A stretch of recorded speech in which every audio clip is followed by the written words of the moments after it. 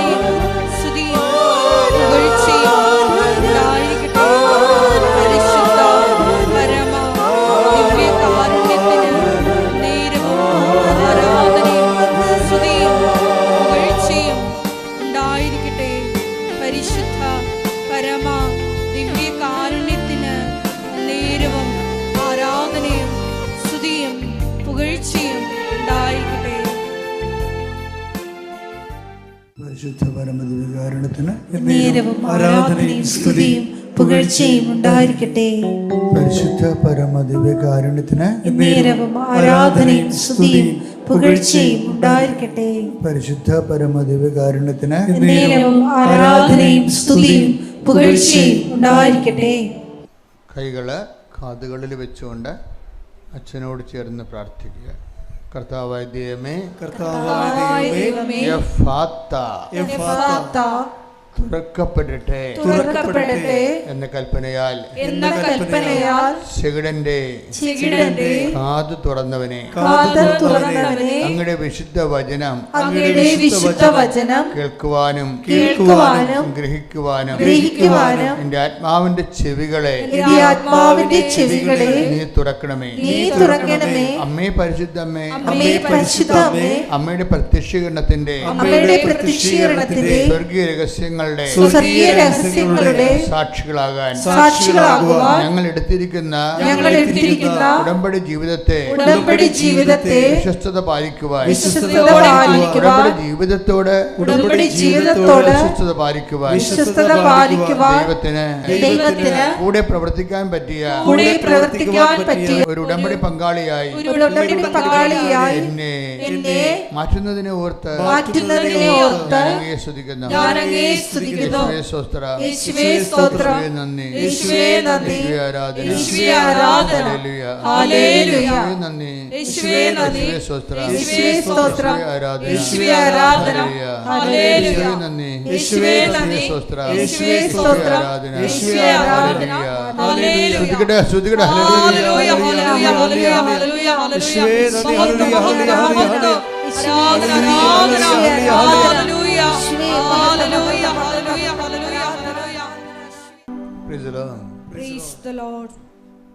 എൻ്റെ പ്രിയപ്പെട്ടവരെ, ഞാൻ പണ്ടേ റേഷൻ കടയിൽ നിന്ന് ഗോതമ്പ് വാങ്ങിച്ചിട്ട് റേഷൻ കടയുടെ അടുത്തുള്ള പൊടിപ്പിക്കണ മില്ലിൽ കൊണ്ടുപോകും. അപ്പം മില്ല് തുറന്ന് കാണിക്കലേ മിക്കവാറും രാവിലെ ഇത് കഴിഞ്ഞ് സ്കൂളിൽ പോകണം. ഈ പൊടി കൊണ്ടുവന്ന് വീട്ടിൽ ഏൽപ്പിച്ചിട്ട് പിന്നെ സ്കൂളിൽ പോകണം. ആ സ്കൂൾ ഇത്തിരി അകലെയാണ്. ഇപ്പം എല്ലാം ടെൻഷനിൽ ചെയ്യണതാണ്. ഈ ടെൻഷൻ കാലത്താണ് ഈ കർത്താവിൻ്റെ മലാഖയൊക്കെ പ്രയോഗിക്കാൻ തുടങ്ങിയത്. പ്രാർത്ഥിക്കാനല്ല തുടങ്ങിയത്, ജീവിക്കാൻ വേണ്ടി പ്രയോഗിക്കാൻ തുടങ്ങിയതാണ്. അപ്പോൾ ഈ മില്ലുകാരൻ തുറന്ന് കാണത്തില്ല. മില്ലുകാരൻ്റെ വീട് കുറേ അകലെയാണ്. അയാൾ അന്ന് നടന്നാൽ വരണം അവിടെ നിന്ന്. ഇന്നത്തെ പോലെ റോഡും കാര്യമല്ല, ഉള്ള നാട്ടുവഴി കൂടി നടന്നു തന്നെ. അതുവരെ നമ്മൾ കർത്താവിൻ്റെ മലാഖ തുറന്നുകൊണ്ടേയിരിക്കും. ഇയാൾ ആദ്യം വന്നിട്ട് 3 ലൈനും ഉണ്ടെന്ന് ചെക്ക് ചെയ്യും. ബോർഡിട്ട് നോക്കും. സ്വിച്ച് ബോർഡ്, ഈ മരത്തിൻ്റെ ഒരു ബോർഡ് ഇരിപ്പുണ്ട് അവിടെ. നമ്മൾ 3 ചുവപ്പ് ബൾബ് തെളിഞ്ഞിട്ടുണ്ടാവും. അപ്പോൾ ചിലപ്പോൾ മഴയും കാറ്റുമൊക്കെ ആണെങ്കിൽ വല്ല ഓലമടലൊക്കെ വീണിട്ട് ഒരു പീസൊക്കെ പോവും. അപ്പോൾ അയാൾ പറയും കറണ്ട് ഇല്ലെന്ന് പറയും. അപ്പോൾ ഞാൻ പറയും കറണ്ട് ഉണ്ടല്ലോ ചേട്ടാ എന്ന് പറയും. അപ്പോൾ എനിക്കത് മനസ്സിലാകത്തില്ല. 3 ഫേസ് വേണം. പുള്ളി 3 ഫേസ് എന്ന് പറഞ്ഞാൽ മനസ്സിലാകുന്ന പ്രായമല്ല. അതാണ് വിഷയം. അപ്പോൾ നമുക്ക് നോക്കുമ്പോൾ കറണ്ട് ഉണ്ട്. പുള്ളിക്കാരൻ പറഞ്ഞാൽ കറണ്ട് ഇല്ലെന്നാണ് പറയണത്. എന്താ വെച്ചാൽ പുള്ളി പറയണത് ഈ മോട്ടർ ഓടിക്കാൻ പറ്റിയ 3 ഫേസ് ഇല്ലെന്നാണ് പറയണത്. നമ്മൾ നോക്കുമ്പോൾ ഒരു ബൾബ് തെളിഞ്ഞ് കിടക്കുന്നുണ്ടാവുക, കറണ്ട് ഉണ്ടല്ലോ. അതാണ് വിഷയം. ഈ കമ്മ്യൂണിക്കേഷൻ്റെ അത് നമ്മുടെ അറിവിനെ അടിസ്ഥാനപ്പെടുത്തിയാണ് അത് ആ വിഷയത്തിൻ്റെ ആഴം അളക്കുന്നത്. കഴിഞ്ഞ ദിവസം ഒരച്ഛനിവിടെ വന്നൊരു സാക്ഷ്യം പറഞ്ഞു. അച്ഛൻ വലിയ നല്ല സാക്ഷ്യമാണ് പറഞ്ഞത്. പക്ഷെ പറഞ്ഞതിൻ്റെ കൂട്ടത്തിൽ ആദ്യം അദ്ദേഹം പറഞ്ഞ് എനിക്ക് എൻ്റെ വിശ്വാസത്തിന് വലിയ ആഴമില്ലായിരുന്നെന്നാണ് പറഞ്ഞത്. അപ്പം ഞാൻ പെട്ടെന്ന് ഓർത്ത് ഈ മില്ലുകാരനാണ് ഓർത്തത്.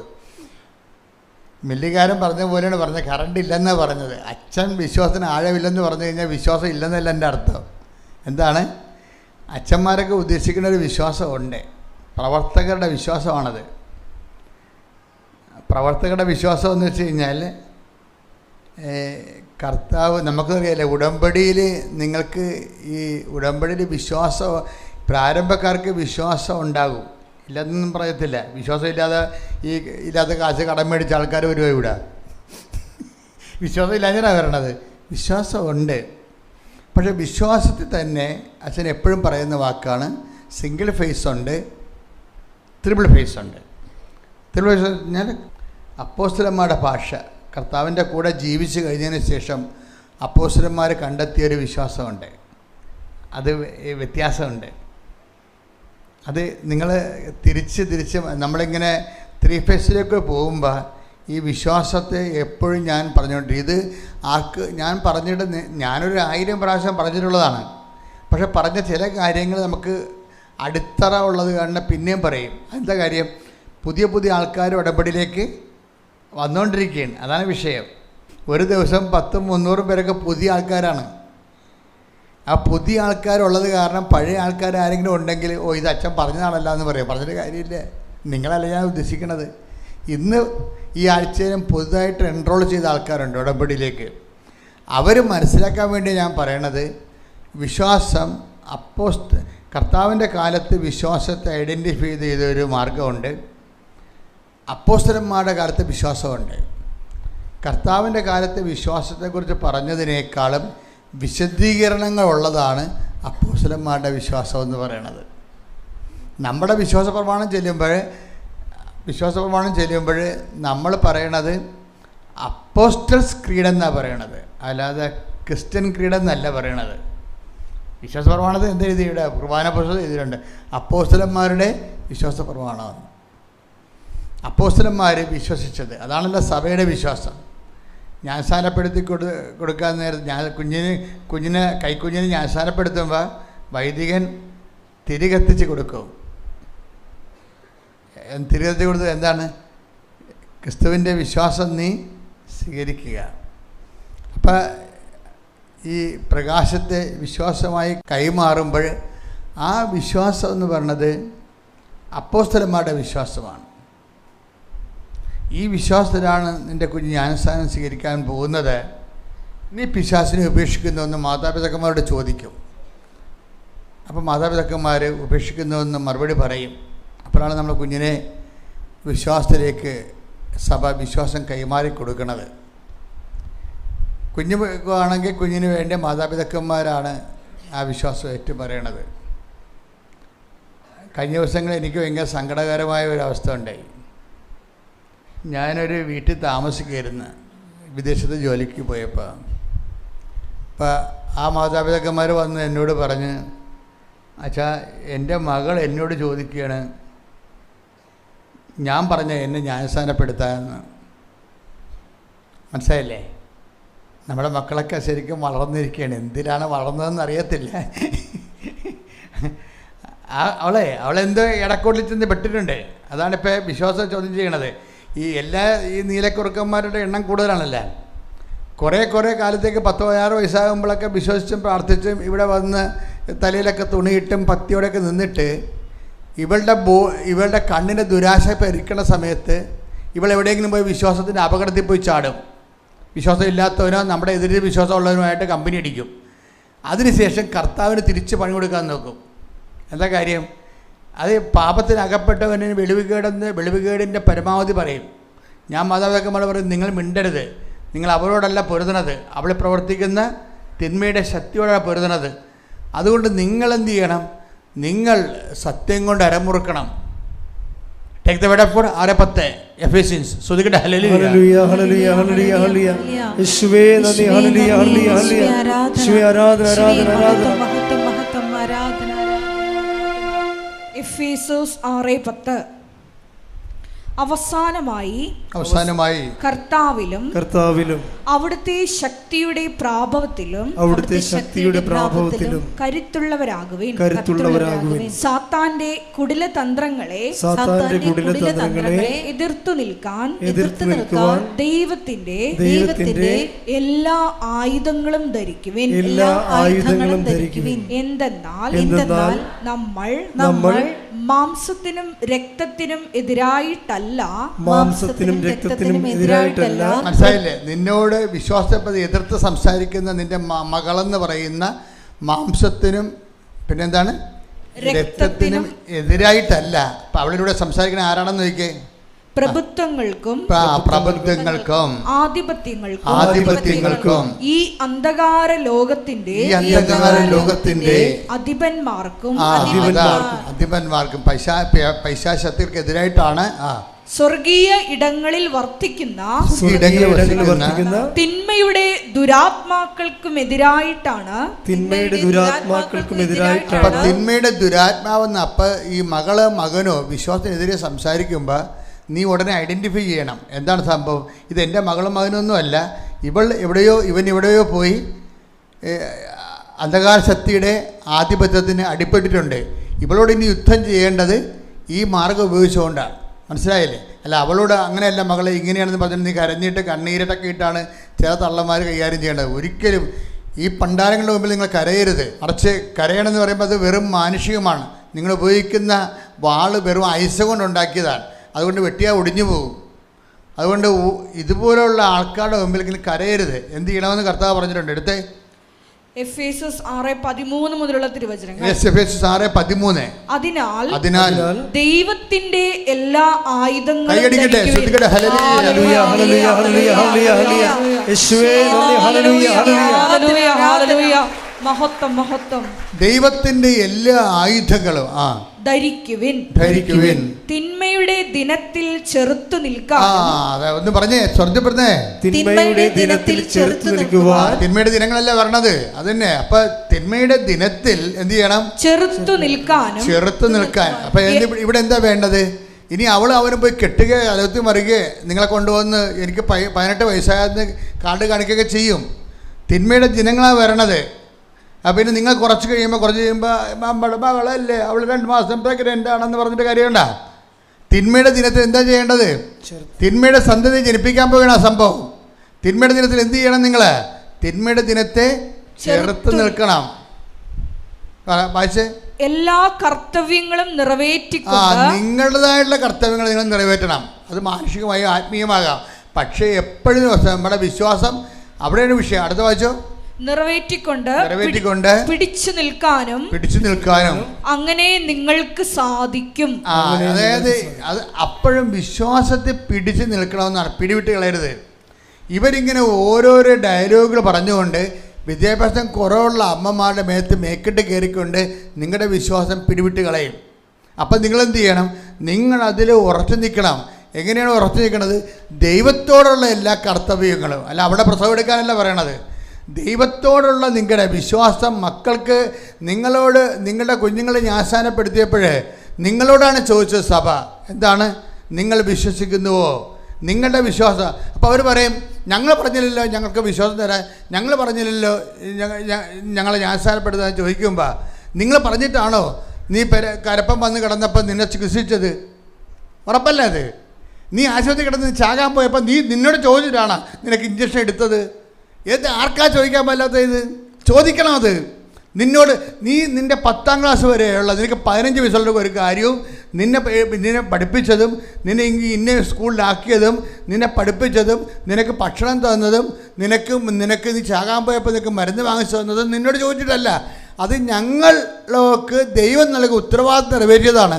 ആ ഉത്തരവാദിത്വം ദൈവത്തോട് നിന്നോടല്ല എന്ന് ഞങ്ങൾക്കുണ്ടാകും. അതുകൊണ്ട് ഇങ്ങനെ പറയുമ്പോൾ നിങ്ങളുടെ സ്റ്റാൻഡ് വ്യക്തമാക്കണം. അതുകൊണ്ട് ഞങ്ങളാണ് പറഞ്ഞത്, ഞങ്ങളുടെ രക്തത്തിൽ പറഞ്ഞ കുഞ്ഞിനെ കർത്താവിൻ്റെ വിശ്വാസം വളർത്താമെന്ന് ഞങ്ങൾ ദൈവത്തോട് ചെയ്ത ഉത്തരവാദിത്തമാണ് നിങ്ങൾ നിറവേറ്റിയിരിക്കുന്നത്. അതിന് ഞാനും ദൈവവും കടപ്പാട്. ശ്രദ്ധിക്കട്ടെ. Hallelujah hallelujah hallelujah. ആയുധങ്ങൾ ധരിക്കുവാൻ ഈ ആരാധനയിലൂടെ ഞങ്ങളെ അഭിഷേകം ചെയ്യണമേ. Hallelujah hallelujah.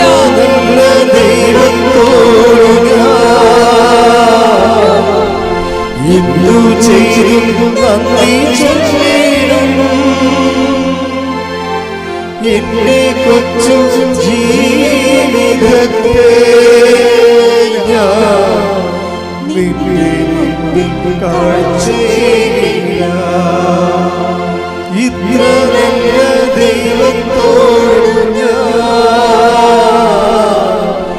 എന്തു ചെയ്തു നന്ദി ചൊല്ലിടും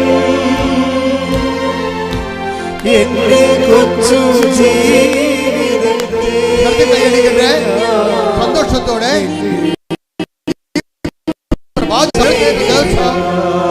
കൂടെ ആഹ്ലാദിക്കുന്ന ദൈവത്തിന്റെ വാഗ്ദാനത്തിന്റെ അവകാശമോഹനമാകുന്ന വിശ്വാസത്തിന്റെ തലമുറയെ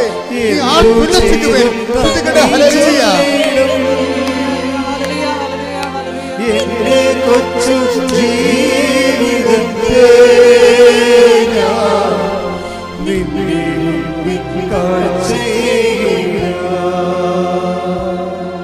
പരിശുദ്ധ പരമദിവ്യകാരുണ്യത്തിന് നേരവും ആരാധനയും സ്തുതിയും പുകഴ്ചയും ഉണ്ടായിരിക്കട്ടെ. പരിശുദ്ധ പരമദിവ്യകാരുണ്യത്തിന് നേരവും ആരാധനയും സ്തുതിയും പുകഴ്ചയും ഉണ്ടായിരിക്കട്ടെ. പരിശുദ്ധ പരമദിവ്യകാരുണ്യത്തിന് നേരവും ആരാധനയും സ്തുതിയും പുകഴ്ചയും ഉണ്ടായിരിക്കട്ടെ. നമ്മൾ വിശ്വാസത്തെ കുറിച്ചാണ് സംസാരിച്ചല്ലേ.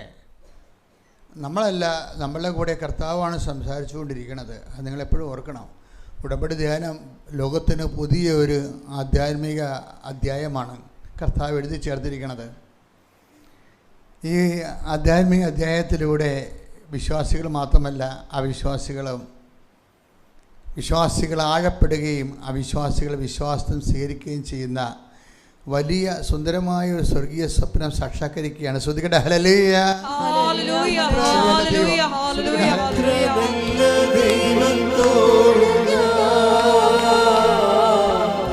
എന്തു ചെയ്തു നന്ദി എന്റെ കൊച്ചു ജീവിതത്തെ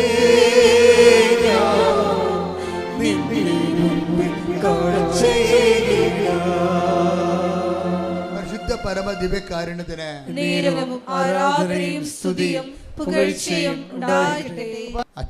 അച്ഛൻ പറഞ്ഞത് എനിക്ക് വിശ്വാസത്തിന് ആഴമില്ലായിരുന്നു എന്നാണ് പറയുന്നത്. അത് അതിൻ്റെ അർത്ഥം എന്ന് വെച്ച് കഴിഞ്ഞാൽ 3 ഫേസുകളല്ലോ ഹെവി ഡ്യൂട്ടി ചെയ്യാൻ പറ്റിയ വിശ്വാസത്തിലേക്ക്. നമുക്ക് വിശ്വാസം അറിയാമല്ലോ, വിശ്വാസം ഒരു വളർച്ചയാണ്. അച്ഛൻ ആദ്യം പറഞ്ഞ പോലെ നമുക്കൊരു കോമൺ ഫെയ്ത്ത് എന്ന് പറയും. കോമൺ ഫെയ്ത്ത് കഴിഞ്ഞ ആഴ്ചയിൽ പറഞ്ഞതാണ്. പിന്നെ എന്താണ് ഗ്രേറ്റ് ഫെയ്ത്ത്? അതെന്താണ് വലിയ വിശ്വാസം. കോമൺ ഫെയ്ത്ത് എന്ന് പറയുന്നത്. പിന്നെ നെഗറ്റീവ് ഫെയ്ത്ത് ഉണ്ട്. അതിലാണ് ഈശോ ഉപയോഗിച്ചിരുന്ന വിശ്വാസത്തിൻ്റെ ഓരോ നിലവാരങ്ങളാണ്. നമ്മളെപ്പോഴും നോക്കേണ്ടത് ഈ വിശ്വാസത്തിൻ്റെ സ്റ്റേജുകളില്ലേ. അല്പവിശ്വാസി, സംശയിച്ചത് എന്തിന്, അല്ലേ? അതാണ് കോമൺ ഫെയ്ത്ത് എന്ന് അച്ഛൻ വിളിക്കുന്നത്. ആ വാക്കെടുത്ത മോനെ, അല്പവിശ്വാസി, സംശയിച്ചത് എന്തിന്. മത്തായി 14:31. ഉടനെ യേശു കൈനീട്ടി അവനെ പിടിച്ചുകൊണ്ട് പറഞ്ഞു, അല്പവിശ്വാസി, നീ സംശയിച്ചതെന്ത്? ആദ്യം വിശ്വാസം ഉണ്ടായിരുന്ന ആളാണ്. ആദ്യം വിശ്വാസം ഉണ്ടായിരുന്നത് കൊണ്ടാണല്ല ഈ പത്രോസ് പറഞ്ഞത് കർത്താവിനെ കടലിൽ കണ്ടുമുട്ടുന്ന കാലമാണിത്. കർത്താവിന് നമുക്ക് കരയ്ക്കും കണ്ടുമുട്ടാം, കടലിലും കണ്ടുമുട്ടാം. ഇപ്പം കടലിൽ കണ്ടുമുട്ടുമ്പോൾ നമ്മുടെ ക്ലേശങ്ങളിലും കണ്ടുമുട്ടാം. ക്ലേശകാലമല്ലാത്ത സമയത്തും കർത്താവിനെ കണ്ടുമുട്ടാം. ക്ലേശങ്ങളിൽ കർത്താവിനെ കണ്ടുമുട്ടുന്ന മനുഷ്യൻ്റെ പ്രതീകമാണ് കടലിൽ കർത്താവിനെ കണ്ടുമുട്ടിയ പത്രോസിൻ്റെ ആ ഒരു സ്റ്റേജ്. അപ്പോൾ കടലിൽ കർത്താവിനെ കണ്ടുമുട്ടിയപ്പോൾ നടുക്ക് തിരകളുണ്ട്, തിരക്ക് താഴെ ആഴങ്ങളുണ്ട്. എങ്കിലും ഭയങ്കരമായൊരു മോഹം നമ്മളിലുണ്ടാവും. എന്താണ്? കർത്താവേ, തിരമാലകൾക്ക് മീതെ നിൻ്റെ അടുത്തേക്ക് വരാൻ എനിക്ക് ആഗ്രഹമുണ്ട്.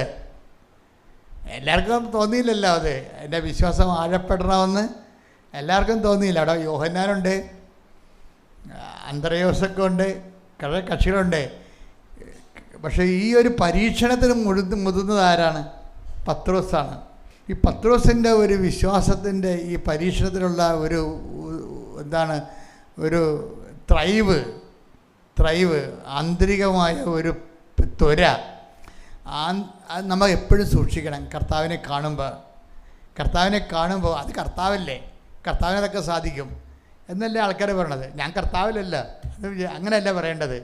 കർത്താവിനത് സാധിക്കുമെങ്കിൽ കർത്താവ് വിചാരിച്ചാൽ എനിക്കും അത് സാധിക്കും. അതാണ് പത്രോസിൻ്റെ ഒരു സുവിശേഷം. പത്രോസിന് എങ്ങനെയാണ് കറങ്ങിത്തിരിഞ്ഞ് ഈ മനുഷ്യനെ താക്കോല് വന്നതെന്ന് നിങ്ങൾ അറിയണം. ഞാൻ എപ്പോഴും ഫോളോ ചെയ്യുന്ന അപ്പോസ്തലന്മാരിൽ ഏറ്റവും 90% ഫോളോ ചെയ്യുന്ന ഒരാളാണ് ഈ പത്രോസ്. പിന്നെയുള്ള അപ്പോസ്തലന്മാരൊക്കെ ഞാൻ ഫോളോ ചെയ്യണത് 40 പോയിൻറ്റിലാണ്. അത്രയും വ്യത്യാസമുണ്ട്. പത്രോസും മറ്റ് അപ്പോസ്തലന്മാരും തമ്മിൽ ഇത്രയും വ്യത്യാസമുണ്ട്. ഈ മനുഷ്യൻ ലോകത്തിന് നൽകിയിരിക്കുന്ന സെൻറ്റ് പോളൊക്കെ പിന്നെ ഇടിച്ചു കയറി അപ്പോസ്തല സ്ഥാനം ഞാനതിനെക്കുറിച്ചൊന്നും പറയണില്ല. കാര്യം പിന്നെ അവർ ഇടിച്ചു കയറി വന്ന ആൾക്കാരല്ലേ, ഇടക്ക് കയറി വന്ന. പക്ഷെ അതൊക്കെ അവർക്കൊണ്ട് ദൈവത്തിന് പദ്ധതിയുണ്ട്. പക്ഷെ അപ്പോസ്തലികമായ വെളിപാട്, തനി വെളിപാടുകൾ ഈശോ നേരിട്ട് നൽകുന്നതും ഈശോയുടെ കളരിയിൽ ചേർന്ന് പഠിക്കണതും, ഈശോയുടെ കളരിയിൽ ചേർന്ന് പഠിക്കുക മാത്രമല്ല, പരീക്ഷണാർത്ഥം പഠിക്കണ ഒരാളാണ് ഈ പത്രോസ്. ഈശോയുടെ കളരി വെറുതെ പഠിച്ചതല്ല, തിയറി പഠിച്ചതല്ല, മറിച്ച് പരീക്ഷണാർത്ഥം പഠിച്ച ആളാണ് എല്ലാ കാലാവസ്ഥകളിലും. അങ്ങനെ അപ്പോസ്തലന്മാരുടെ കൂട്ടത്തിൽ പ്രാക്ടിക്കൽ ടെസ്റ്റ് എഴുതിയിട്ടുള്ള കുറച്ച് ആൾക്കാരേ ഉള്ളൂ. ചില പ്രാക്ടിക്കൽ ടെസ്റ്റിൽ തോറ്റുപോയ ആൾക്കാരാണ് ഈ യോഹന്നാനും യാക്കോവും. പ്രാക്ടിക്കൽ ടെസ്റ്റ് നടത്തിയായിരുന്നു അവരുമായിട്ട്, പക്ഷേ അണ്ണന്മാർ തോറ്റുപോയി. അണ്ണന്മാരെ അവരെ പറഞ്ഞ് രണ്ടുപേരെ വിട്ടില്ലേ, അത് പ്രാക്ടിക്കൽ ടെസ്റ്റായിരുന്നു. അവർക്ക് മനസ്സിലായില്ല. നിങ്ങൾ സമറിയയിലേക്ക് പോകണം, എന്നിട്ട് എനിക്ക് നമുക്ക് രാത്രി താമസിക്കാനുള്ള ഇടം ഉണ്ടാക്കണമെന്ന് പറഞ്ഞാൽ പ്രാക്ടിക്കൽ ടെസ്റ്റായിരുന്നു ഇവർക്ക് കൊടുത്താൽ. ഇവരവിടെ ചെന്നപ്പോൾ തന്നെ സമരക്കാർ നല്ല ഫസ്റ്റ് പാർട്ടിയല്ലേ, ഇവരുമായിട്ട് ഉടക്കിയിരിക്കുന്ന ആൾക്കാരാണ്.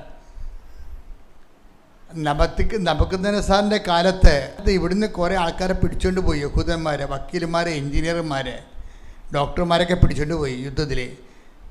എന്നിട്ട് അതിന് പകരം കൊണ്ടുവന്ന് ഫാർമേഴ്സിനെ അവിടെ താമസിപ്പിച്ച്, അവിടുത്തെ വിജാതീയരുടെ ഇത് അവരുടെ സങ്കരവർഗമാണ് ഇത് ഈ സമറിയയിലുള്ളത്. അപ്പോൾ ഇവർക്ക് പരദൈവ വിശ്വാസം ഉള്ളതായതുകൊണ്ട് ഈ യഹൂദന്മാരുമായിട്ട് ഇവന്മാർ തമ്മിൽ അടിക്കണ വിശ്വാസമാണ്, അങ്ങോട്ടും ഇങ്ങോട്ടും വിടത്തില്ല. ഈ പാർട്ടിയുടെ സ്ഥലത്തേക്കാണ് ഇവരെ സന്ധ്യയ്ക്ക് പറഞ്ഞു വിടണത്.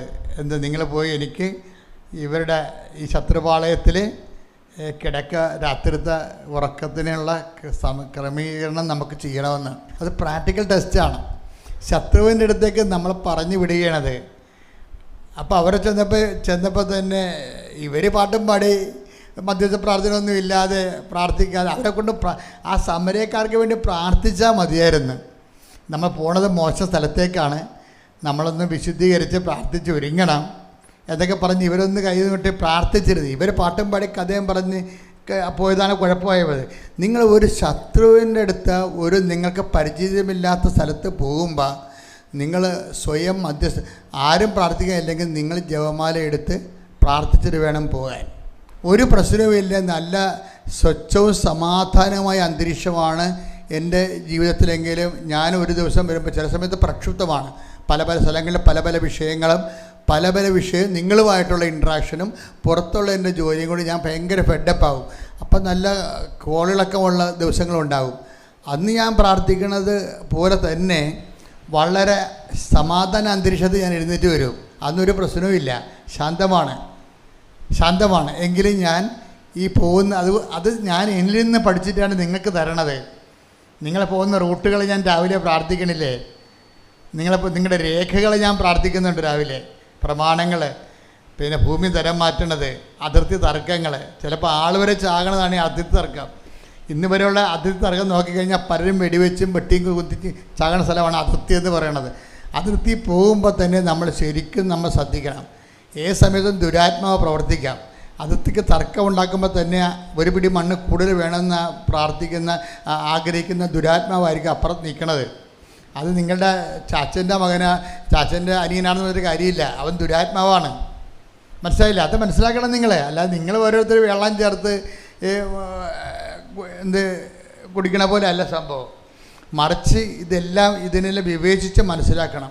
അതുകൊണ്ട് കുറച്ച് വാക്ക് ഉപയോഗിക്കണം, കൂടുതൽ പ്രാർത്ഥിക്കണം, കർത്താവ് കൂടെ പ്രവർത്തിക്കണം എന്ന് പറഞ്ഞ് കുറച്ച് വാക്ക് ഉപയോഗിക്കണം, കൂടുതൽ പ്രാർത്ഥിക്കണം, കർത്താവ് കൂടെ പ്രവർത്തിക്കണം. 3 നോട്ട് അച്ഛനിലൂടെ ഇപ്പോൾ ഈശോ വെളിപ്പെടുത്തിയിട്ടുണ്ട്. ക്രൈസിസ് പോയിന്റുകൾ കൈകാര്യം ചെയ്യുമ്പോൾ ശ്രദ്ധിക്കേണ്ട കാര്യങ്ങളാണ് 3 പോയിന്റ്. എന്താണ്?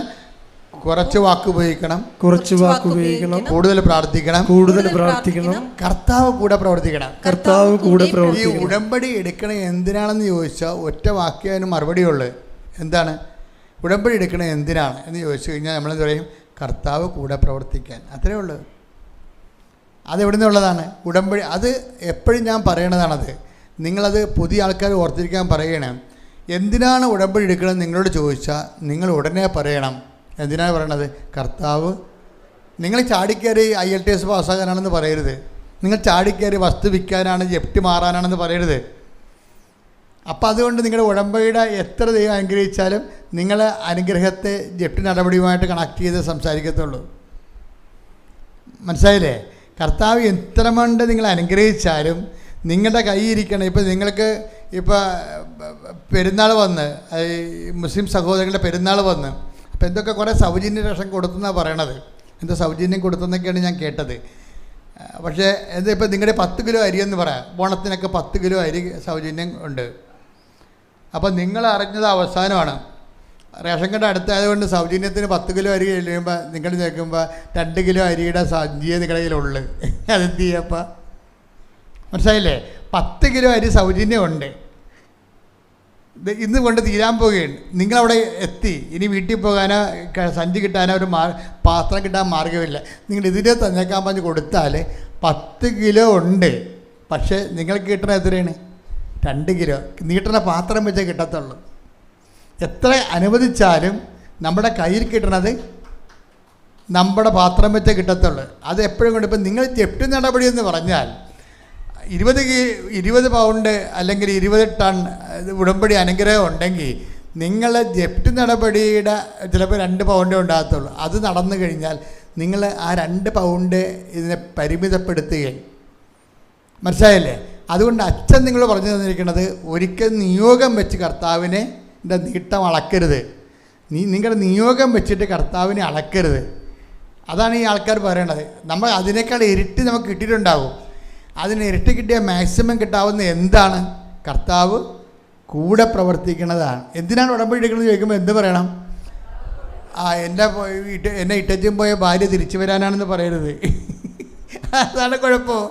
അവളെന്തോ പ്രശ്നം ഉണ്ടായ പിജാതിക്കാരി കുറ്റം കൊണ്ട് പോയതാണ്. അവളല്ല, അവളുടെ തള്ളനെ വരുത്താൻ നമുക്ക് പറ്റും. എന്താ കാര്യം? നമ്മുടെ കൈ കർത്താവിൻ്റെ ആയുധം ഉണ്ടെങ്കിൽ. കാര്യം ദുരാത്മാവാണ് ഇട്ടച്ചും പോയത്, തള്ളയുടെ സ്ക്രൂ കൊണ്ടാണ് പോയെങ്കിൽ അവൾക്ക് അവിടെ ഇരിക്കപ്പെടുത്തി ഉണ്ടാകത്തില്ല. നീ അവൾ വരാത്തതിനെക്കുറിച്ചല്ല ചിന്തിക്കേണ്ടത്, കർത്താവ് കൂടെ പ്രവർത്തിക്കാത്തതിനെക്കുറിച്ച് ചിന്തിക്കണം. ഇവിടെ പല ഭർത്താക്കന്മാർക്കും ഭാര്യമാർക്കും പറഞ്ഞ ഇതാണ്, അയ്യോ അയാളെ വിളിക്കലില്ല, അയാളെ വിളിക്കലില്ല, ഫോണെടുത്ത് വെക്കും, മിസ് കോൾ ഉണ്ടാ, ഫോണെടുത്ത് മിസ് കോൾ ഉണ്ടാ. മനസ്സിലായി? ആൾക്കാരെ വഴക്കിട്ടിരിക്കുമ്പോൾ എന്താ ചെയ്യേണ്ടത്? നമ്മൾ വിളിക്കത്തില്ല, നമ്മളിങ്ങനെ കൈ ചുരുങ്ങിയ കൈ സൂക്ഷിച്ച ആളുണ്ടല്ല, നമ്മൾ മൊബൈൽ എടുക്കത്തില്ല. ഞാൻ കുറഞ്ഞു പോകത്തില്ല, ഞാൻ എടുക്കത്തില്ല. അതുകൊണ്ട് ഇടയ്ക്കിടയ്ക്ക് ഇങ്ങനെ നോക്കും, മിസ് കോൾ ഉണ്ടാ നോക്കൂ. അവർ വിളിക്കണമെന്നാണ് ഇവർ പറയണത്. എന്ത് പണ്ടാരാണ് നീ? അതായത് ഇതിൻ്റെ വിഷയമെന്ന് കഴിഞ്ഞാൽ എപ്പോഴും നമ്മൾ ശ്രദ്ധിക്കേണ്ടത് ഉടമ്പടി റിവേഴ്സ് ഗിയറിലാണ് വർക്ക് ചെയ്യണത്. ഇത് പുറകോട്ട് പോകുമ്പോഴും മുമ്പോട്ട് തന്നെയാണ് പോണത്. ഇത് പുറകോട്ട് പോകും. ഇപ്പോൾ പുറകോട്ട് പോകുന്ന വിമാനം ഉണ്ടല്ലോ, ഇപ്പോൾ ഒരു വിമാനം കണ്ടുപിടിച്ചില്ല, അത് പുറകോട്ട് പോകും. ആകാശത്ത് തന്നെ നിന്നുകൊണ്ട് നേരെ പുറകോട്ട് പോകും. എന്ന് വെച്ചാൽ ഒരു മിസൈൽ ഇങ്ങനെ വന്ന് പോയി കഴിഞ്ഞാൽ, മിസൈൽ വരുന്നുണ്ടെന്ന് വെച്ച് കഴിഞ്ഞാൽ ഈ വിമാനം മുമ്പോട്ട് പോയാലേ കൊള്ളത്തുള്ളൂ, അതിന് പുറകോട്ട് പോകും. അപ്പോൾ പുറകോട്ട് പോകുന്നത് സംരക്ഷണമാണ്. ഇന്നത്തെ കാലത്ത് ശാസ്ത്രീയം കൊണ്ടുപോയിരിക്കുന്നത് നമ്മൾ പുറകോട്ട് എടുക്കുന്നതും ബാക്ക്വേർഡ് എടുക്കുന്നതും റിവേഴ്സ് എടുക്കുന്നതും സംരക്ഷണമാണ്. അതുകൊണ്ട് ചില സമയത്ത് നമ്മളൊന്ന് എളിമപ്പെട്ട് കൊടുക്കണം. അപ്പോൾ ഇതെല്ലാം ആരുടെ പേരിലായിരിക്കണം? ഒറ്റ ഉദ്ദേശത്തിലായിരിക്കണം. എങ്ങനെ ഉദ്ദേശം? ഇപ്പം ഞാൻ ചില കുഞ്ഞുങ്ങൾ എൻ്റെ അടുത്ത് വന്ന് പറയും, എൻ്റെ ഞാൻ പറഞ്ഞു, ഇടി നീ പോകണം, നീ അല്ലേ പോകുന്നത്. ഞാൻ പ്ലെയിനായിട്ട് സംസാരിക്കും, ഞാൻ ഉടമ്പടി ഭാഷയിലേ സംസാരിക്കത്തുള്ളൂ. എന്താണെന്ന് വെച്ചാൽ ഉടമ്പടി ഭാഷയിൽ എന്താ സംസാരിക്കുന്നത്? ഇപ്പോൾ ഇവളാണ്, ഞാൻ പറഞ്ഞു നീ അല്ലേ അവിടെ നിന്ന് ഇട്ടച്ചും പോകുന്നത്, അവനെ ഇട്ടച്ചും പോകുന്നത്, അപ്പം നീ തന്നെ ചെല്ലണം. അല്ല, അപ്പോൾ അവളുടെ മനസ്സിരിക്കണത് എന്താണ്? എന്നെ വന്ന് കൂട്ടിക്കൊണ്ട് പോകണം, എന്നിട്ട് ഞാൻ രാജ്ഞിയായിട്ട് ചെല്ലും. എന്നെ ഈ പണ്ടാരകളെ ഇറങ്ങി പോകുന്നതിന് ഇവളെ കെട്ടിയിരുന്ന് കൊണ്ട് ചെല്ലണത്. അവൾ എളിമപ്പെടാൻ അവൾ തയ്യാറല്ല. അല്ല, ഞാനങ്ങനെ ഒറ്റയ്ക്ക് ചെന്ന ചമ്മീൻ ആട്ടുവെച്ച അമ്മായിയമ്മയും നാത്തൂരും കൂടി എന്നെ ചവിട്ടിക്കൂട്ടു. എന്നാൽ ഇത് നേരത്തെ അറിയാൻ പറ്റില്ല ഞാൻ. അതാണ് പക്ഷേ ഇവൾ പറയണത് ഞാൻ ഇറങ്ങിപ്പോന്ന്. ഇനി ഞാൻ ഒറ്റയ്ക്ക് ചെന്ന ആ നാട്ടുകാരും വീട്ടുകാരൊക്കെ ഇപ്പോൾ അവരെ ഗ്രൂപ്പ് കൂടിയിട്ട് ഇവർക്കെതിരെ പ്രതിരോധം തീർത്ത് കാണും. ഇവൾക്ക് അറിയാമത് ഒരു അരിശം കൊണ്ട് ആറ്റിച്ചാടിയ പല അരിശം എടുത്താൽ പോകാൻ പറ്റത്തില്ല. അപ്പം അതുകൊണ്ട് പെണ്ണുങ്ങളാണ് ഈ ഇമോഷണലായിട്ടുള്ള ഈ കറ്റാസ്ട്രഫി ഉണ്ടാക്കുന്നത്. അപ്പോൾ അത് നോക്കാൽ കാര്യം ഈ സംഭവത്തിന് ഇമോഷനെ വർക്ക് ചെയ്യത്തുള്ളൂ. നിങ്ങളുടെ കാര്യം നിങ്ങളെ ഇരുത്തിക്കൊണ്ട് ഞാൻ പറയുകയാണ്, നിങ്ങൾക്ക് ഈ വികാരമേ വർക്ക് ചെയ്യത്തുള്ളൂ, ബുദ്ധി ഇപ്പം എല്ലാവർക്കും വർക്ക് ചെയ്യത്തില്ല. അത് നമ്മൾ മനസ്സിലാക്കണം. നിങ്ങളുടെ ഇന്ന് ശാസ്ത്രജ്ഞന്മാരില്ലല്ലോ, ഉണ്ടാ വളരെ കുറച്ചേ ഉള്ളൂ, മേരി ക്യൂറി ആരണ്ടൊക്കെ ഉള്ളു. ശാസ്ത്രന്മാരില്ല. പിന്നെ കൊണ്ടുപോയിട്ടുള്ളവരെല്ലാം ഇവിടുന്ന് ആരാണ്ട് കൊണ്ടുപോയതാണ് ബഹിരാകാശത്തേക്ക്. അപ്പോൾ എപ്പോഴും നമ്മൾ എന്താ, നിങ്ങൾക്ക് ഇമോഷൻ വർക്ക് ചെയ്യാനാണ് ദൈവം നിങ്ങളെ സൃഷ്ടിച്ചിരിക്കണത്. കാരണം നിങ്ങൾക്ക് ഇമോഷൻ വർക്ക് ചെയ്തില്ലെങ്കിൽ ഇപ്പം എന്തു ചെയ്യും? നിങ്ങളുടെ കുഞ്ഞുങ്ങളെ വളർത്താൻ പറ്റത്തില്ല. അതാണ് വിഷയം. നിങ്ങൾക്ക് ഈ ആണുങ്ങളെയും പെണ്ണുങ്ങളെയും ഒന്നല്ലല്ല, സ്ത്രീകൾക്ക് അവിടെ കുഞ്ഞുങ്ങളെ വളർത്താൻ വേണ്ടി അവർക്ക് വേണ്ട കെയർ, ഒരു മദറിൽ കെയർ കൊടുക്കാൻ വേണ്ടി നിങ്ങളുടെ കുഞ്ഞുങ്ങളെ മറ്റേ കുഞ്ഞുങ്ങളെ തമ്മിൽ വ്യത്യാസം ഉണ്ടായിട്ടില്ലെങ്കിൽ നിങ്ങളുടെ കുഞ്ഞുങ്ങളെ വളർത്താൻ നിങ്ങളെ ഏൽപ്പിച്ചിരിക്കണം. കാരണം കുറേ സ്വാർത്ഥതയും കൂടുതലാണ്, ഒരു സംശയമില്ല. കാര്യം നിങ്ങൾക്ക് എല്ലാവർക്കും ഇപ്പം നിങ്ങൾക്ക് തന്ന കുഞ്ഞ് വളർന്നില്ല എന്നാണ് ദൈവം നിങ്ങളോട് ചോദിക്കത്തുള്ളൂ. നിൻ്റെ കുഞ്ഞ് എന്തേ? അത് പല കുഞ്ഞുങ്ങളുണ്ടായിരുന്ന കാരണം എല്ലാവർക്കും കൊടുത്തപ്പോൾ ഇങ്ങനെ പോയെന്നൊരു കാര്യമില്ല. നിൻ്റെ കുഞ്ഞിനെ വളർത്താൻ നീ പെറ്റിട്ടുണ്ടെങ്കിൽ നിൻ്റെ കുഞ്ഞിനെ വളർത്താനുള്ള ഉത്തരവാദിത്വം നിനക്കുണ്ട്, ഇല്ലേ? അതിൻ്റെ സ്വാർത്ഥതയോ ഉണ്ട്, ഇത്തിരി അതുണ്ടാകും. ഈ സ്വാർത്ഥത എടുത്ത് വേറെ മീൻ വെട്ടാനുള്ള കത്തി എടുത്ത് നാട്ടുകാരെ കുത്താവ് നമ്മളെ കുഴപ്പമുണ്ടാകണത്. നിങ്ങൾക്ക് സ്വാർത്ഥത വേണം, അമ്മമാർക്ക് സ്വാർത്ഥത വേണം. നമുക്ക് കത്തി വേണം വീട്ടിൽ, അത് മീൻ വെട്ടാനും പച്ചക്കറി അരിയാനുമാണ്. നാട്ടുകാരെ കുത്തുമ്പോൾ ചിലപ്പോൾ അകത്ത് പോയെന്ന് വരും. നിങ്ങൾക്ക് സ്വാർത്ഥത ഉണ്ട്. ഈ സ്വാർത്ഥത എടുത്തിട്ട് മറ്റുള്ളവരുടെ മേക്കെട്ട് കയറാനും ആൾ കളിക്കാനും അധികാരം സ്ഥാപിക്കാനും വേണ്ടി ഉപയോഗിക്കുമ്പോൾ കർത്താവ് കൂടെ പ്രവർത്തിക്കത്തില്ല. What is our point? എന്തിനാണ് ഉടമ്പടി എടുക്കണത്? കർത്താവ് കൂടെ പ്രവർത്തിക്കാൻ. പ്രാർത്ഥിച്ച് കർത്താവ് ദൈവമേ, മർക്കോസ് 16:20 പ്രാർത്ഥിക്കുന്നു. കർത്താവേ, ഞാൻ ഉടമ്പടിയിലായിരിക്കുന്നത് എന്റെ നിയോഗങ്ങളെക്കാൾ ഉപരി അങ്ങ് എന്റെ കൂടെ പ്രവർത്തിക്കാനാണ്. മർക്കോസ് 16:20 പോലെ കർത്താവ് എന്നോട് കൂടെ പ്രവർത്തിക്കാൻ, കർത്താവിന് പ്രവർത്തിക്കാൻ പറ്റിയ എന്നെ പരുവപ്പെടുത്തി എടുക്കണമേ. ശ്രദ്ധിക്കട്ടെ.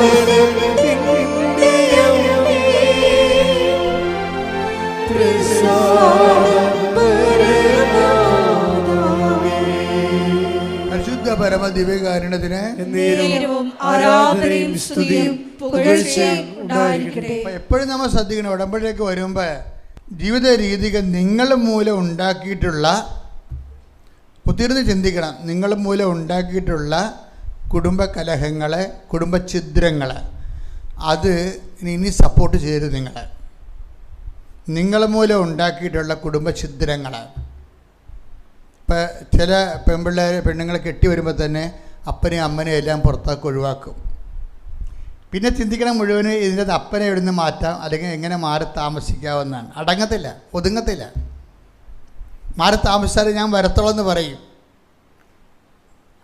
ഇവർക്കാണെങ്കിൽ ഇട്ടേച്ച് പോരാൻ പറ്റത്തില്ല. അപ്പനും അമ്മ ഇത്രയും നാൾ വളർത്തി അതുങ്ങൾ ഇപ്പോഴാണ് സമാധാനത്തിൽ ജീവിക്കാൻ പോണത്. ഇത്രയും നാൾ ഇത് ഈ കുഞ്ഞുങ്ങളെ വളർത്തണമെന്ന് സങ്കടവും വിഷമവും അനുഭവിച്ച് ഞെരുങ്ങി പട്ടിണി പിടിച്ച് കടം മേടിച്ച് മുടിഞ്ഞൊക്കെ ഇരിക്കുക.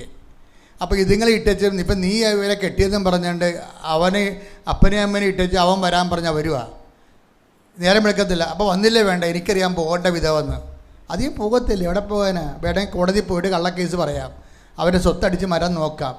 പിന്നെ നിങ്ങളിത് അനുഭവിക്കണ്ടേ? കള്ളക്കേസ് പറഞ്ഞ് കണ്ടവൻ്റെ സ്വത്ത് വിഴുങ്ങിയിട്ട് പിന്നെ അത് അനുഭവിക്കണ്ടേ? അന്നനാളം കീറിപ്പോയാൽ എന്ത് ചെയ്യും? അപ്പോൾ അന്നനാളം കീറിപ്പോയാൽ എന്ത് ചെയ്യും? ഇതൊക്കെ ദൈവം ഉണ്ടാക്കി വെച്ച സാധനമല്ലേ.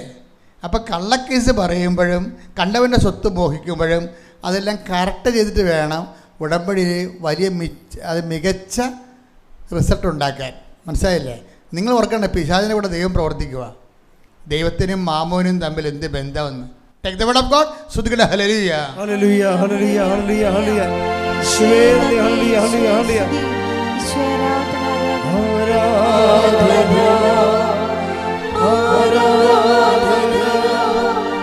Yeshuve aradhana, aradhana, aradhana.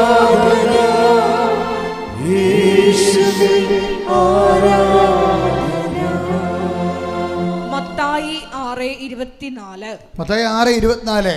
2 യജമാനന്മാരെ സേവിക്കാൻ. ദേ കിടക്കണ ചട്ടിക്കാർ. എങ്ങനെയുണ്ട് പരിപാടി? പിടിച്ചു മടങ്ങി വന്നെ കണ്ടില്ലേ? എൻ്റെ മക്കളെ, കർത്താവ് ഇങ്ങനെ ക്ഷമയാണ് കരുണയെന്നൊക്കെ പറഞ്ഞ് ഇങ്ങനെ കരുണക്കൊന്തയും ചൊല്ലി കരുണയുടെ ഇതൊക്കെ പ്രതിഷ്ഠിച്ച് വെച്ചാലും അണ്ടിയോട് അടയ്ക്കുമ്പോൾ മാങ്ങയുടെ പുളി കൃത്യമായിട്ട് അറിയും. കരുണ പോണ വഴി അറിയത്തില്ല. നോക്കിയേ, നിങ്ങൾ എന്ത് പറഞ്ഞാലും 2 യജമാനന്മാരെ ഒന്നിച്ച് സേവിക്കാൻ. വായിച്ച 2 യജമാനന്മാരെ സേവിക്കാൻ 2 യജമാനന്മാരെ ആർക്കും സാധിക്കുകയില്ല. ഒന്നുകിൽ ഒരുവനെ ദ്വേഷിക്കുകയും അപരനെ സ്നേഹിക്കുകയും ചെയ്യും. അല്ലെങ്കിൽ ഒരുവനെ ബഹുമാനിക്കുകയും അപരനെ നിന്ദിക്കുകയും ചെയ്യും. ദൈവത്തെയും മാമോനെയും സേവിക്കാൻ നിങ്ങൾക്ക് സാധിക്കുകയില്ല. കട്ടനുള്ള നിർദ്ദേശമായി ദൈവത്തിന് നിരക്കാത്ത ജീവിതവും ഉടമ്പടിയും തമ്മിൽ ഒരുമിച്ച് പോകത്തില്ലെന്ന്. ദൈവത്തിന് നിരക്കാത്ത ജീവിതവും ഉടമ്പടിയും തമ്മിൽ ഒരുമിച്ച് പോകത്തില്ല. പ്രാർത്ഥിക്കുക. കർത്താവ് ദൈവമേ, അങ്ങയുടെ ഉടമ്പടിയുടെ ഉത്തമ പങ്കാളിയാകാൻ എന്റെ എല്ലാ ജീവിത രീതികളെയും സുവിശേഷ വിഹിതമാക്കി പരിവർത്തനം ചെയ്യിക്കണമേ.